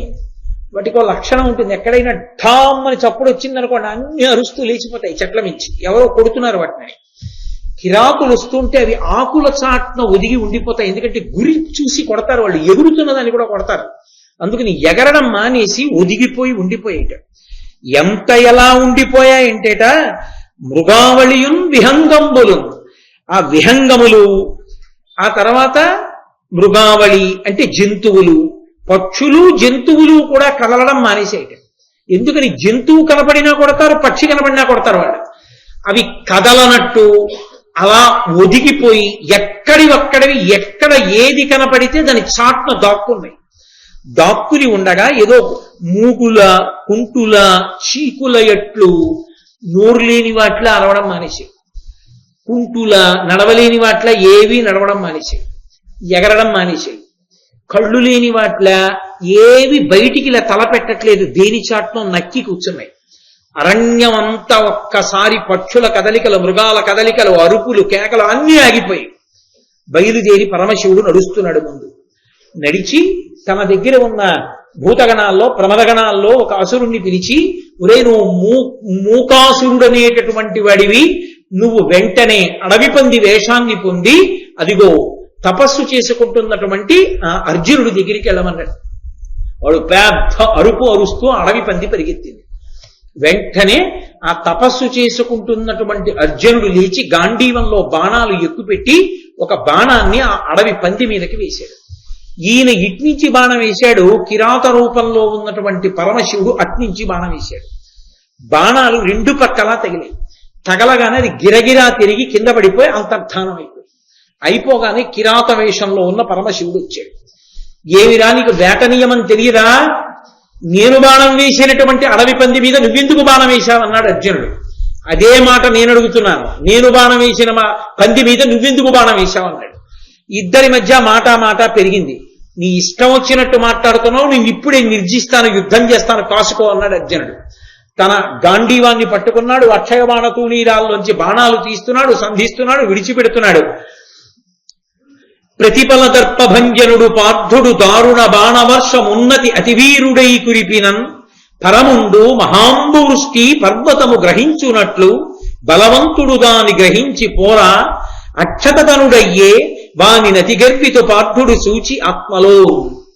బాణ పరంపరలు వర్షం కురిపించినట్లుగా కురిపిస్తున్నాడు అర్జునుడు. మహాపర్వతం మీద వానబడితే పర్వతం ఎలా తీసుకుంటుందో అలా అన్ని బాణాలు ఆయన శరీరంలోకి వెళ్ళిపోతున్నాయి. ఒక్క బాణం తగలటం లేదు, నెత్తురు కారట్లేదు. ఇంతకన్నా ఆశ్చర్యం ఏమిటంటే ఇతడు సురేంద్రుడుండే, పరమేశ్వరుడుండే, ధనేశుడుండే, కాక అతుల బల ప్రభావయుతుడన్యుడు కాక ఒరుడైన మద్భుజావితత ధనుర్విముక్త శరవేగము పోర సహించి యుట్టుల క్షతుడు నమూర్ఛితుండనయి కంపము ఉందక యుద్ధనేర్చునే. ఇతను దేవేంద్రుడో, పరమేశ్వరుడో, కుబేరుడో, లేకపోతే ఏమైనా అపారమైనటువంటి బల పరాక్రమములు కలిగినటువంటి ఇతర దేవతా స్వరూపమో కాకుండా ఉంటే నేను వేసినటువంటి ఈ బాణాల ధాటికి ఎప్పుడో పడిపోవలసినటువంటి వాడు ఇంకా తట్టుకు నిలబడగలిగాడంటే ఇతడు సామాన్యుడు కాడే అనుకుంటున్నాడు. ఈలోగా గబగబా పరిగెత్తుకొచ్చి తన గాంధీవాన్నెత్తి కొట్టబోయాడు. ఎందుకని అక్షయ బాణ తూణీరాలు అంతర్ధానం అయిపోయి. ఇదేమిటి అసలు బాణాలు కరిగిపోవడం అన్నది లేనటువంటి అక్షయ బాణ తూణీరాల్లో బాణాలు అయిపోయాయి, పైగా తూణీరాలు అదృశ్యమైపోయాయి. కోపం వచ్చి గాంధీవాన్నెత్తి ఒక్క ప్రహారం చేయబోయాడు. గాంధీవం అదృశ్యమైపోయింది. కోపం వచ్చి మొదలోంచి కత్తి తీసి ఆ కత్తి పెట్టి పరమశివుని యొక్క తల మీద కొట్టబోయాడు. ఆ కత్తి కూడా ఆయన శరీరంలోకి వెళ్ళిపోయింది. ఆశ్చర్యపోయి ఇలా కాదని భయపడతాడేమో అని చూశాడు పరమశివుడు. క్షాత్రధర్మంతో మల్ల యుద్ధానికి సిద్ధపడ్డాడు. ఎవరి శరీరంతో తన శరీరాన్ని కలుపుతున్నాడు? ఆయన గుండెలతో తన గుండెలు కలుపుతున్నాడు. ఆయన చేతులు పట్టుకుంటున్నాడు, తొడలు పట్టుకుంటున్నారు, కాళ్ళు పట్టుకుంటున్నారు, కింద పడుతున్నారు, మీద పడుతున్నారు. పరమతేజోవంతమైనటువంటి దివ్య శరీరమైన పరమశివుని యొక్క శరీరంతో పార్థుని యొక్క శరీరము కలుస్తూ కలియబడుతున్నాడు. కలియబడుతుంటే ఆయన శరీర స్పర్శ తగులుతోంది. హరుగనగి పట్టుకొని భీకర బలుడు అర్జునుడు ముష్టి ఘాతంబుల సంగర మొనరించెను వనచరువరులాతని శౌర్య గౌరవము పొగడిరెదన్. ఆ చుట్టూ ఉన్నటువంటి ప్రమదగణాలు ఆశ్చర్యపడిపోయేటట్టుగా ఎగిరి మీదపడి మల్ల యుద్ధంలో పరమశివుణ్ణి పట్టుకుని యుద్ధం చేస్తున్నాడు. తన దివ్యగాత్రమున అర్జును గాత్ర నిపీడ చేసి చూలధరుండు అంతన మూర్ఛవోయి పీడితతనుడై పార్థుండు ధరణీ తలమున పడియన్. ఆ పరమశివుడు తన శరీరంతో అర్జునుడి యొక్క శరీరాన్ని గట్టిగా అదిమి పట్టి భూమి మీద పడేస్తే పరమశివుని యొక్క శరీర తాకిడికి అర్జునుడు స్పృహ తప్పిపోయి నేల మీద పడిపోయాడు. పడిపోగానే పరమశివుడు తన దివ్యమైనటువంటి దర్శనాంతో నిలబడ్డాడు. కిరాత రూపాన్ని విడిచిపెట్టి తన యథార్థ స్వరూపంతో నిలబడ్డాడు.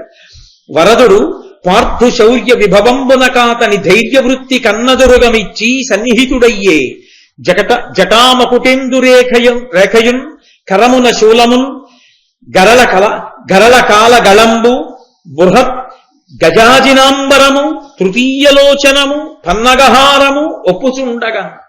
ఆ పరమశివుడు కిరాత వేషాన్ని విడిచిపెట్టి నిలబడితే ఎదురుగుండా పెద్ద జటాజూటం, అందులో ఉన్నటువంటి తదియనాటి చంద్రరేఖ, కరమున శూలము, చేతిలో శూలం, గరళకాలగళంబు, ఆ హాలాహలాన్ని భక్షించడం చేత నల్లబడినటువంటి ఆ పరమశివుని యొక్క తెల్లని కంఠం, దానికి తోడుగా బృహత్ గజాజినాంబరము, పెద్ద ఏనుగు యొక్క చర్మాన్ని ఒలిచి కట్టుకుని ఉన్నాడు కృత్తివాసుడై.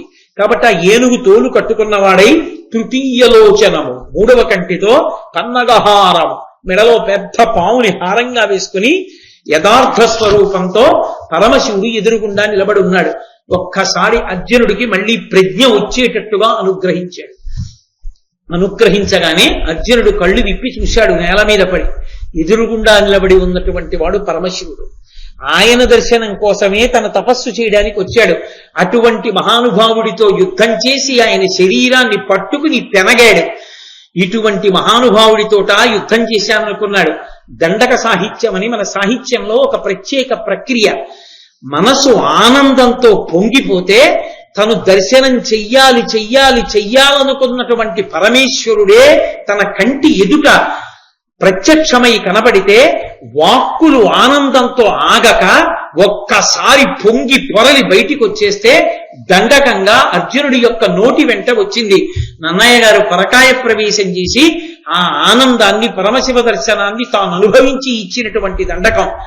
శ్రీకంఠ లోకేశ లోకోద్భవస్థాన సంహారహారి పురారి మురారి ప్రియా చంద్రధారి మహేంద్రాది బృందారకానంద సందోహ సంధాయి పుణ్యస్వరూప విరూపాక్ష దక్షాధ్వరధ్వంసక దేవ నీదైన తత్వంబు భేదించి బుద్ధి ప్రదానంబు కర్మంబు విజ్ఞానమధ్యాత్మ యోగంబు సర్వక్రియాకారణం బంచు నానా ప్రకారంబులన్ బుద్ధిమంతుల్ విచారించుతు నిన్ను భావింతు రీచాన సర్వేశ్వర శర్వ సర్వజ్ఞ సర్వాత్మక నిర్వికల్ప ప్రభావ భవానీపతి నీవు లోకత్రయీవర్తనంబన్ మహావాయు ఖాతాగ్ని సోమార్క తోయంబులం చేసి కావించి సంసార చక్రి క్రియాజంత్రవాహుండవైతాదిదేవ మహాదేవ నిత్యంబు నత్యంత యోగ స్థితిన్ నిర్మల జ్ఞాన దీప ప్రభాజాల విధ్వస్త నిస్సార సంసార మాయంధకారుల్ జితక్రోధ రాగాది దోషుల్ యతాత్ముల్ యతీంద్రుల్ భవత్పాద పంకే రుహద్యాన పీయూష ధారానుభూతిన్ సదా తృప్తులై నిత్యులై ద్రవ్యయ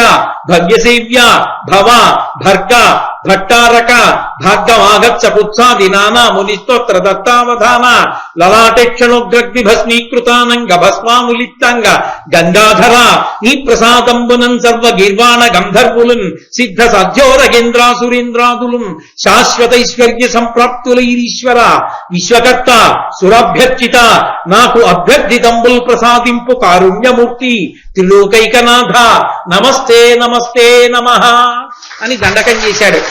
శ్రీకంఠ అని మొదలుపెట్టాడు.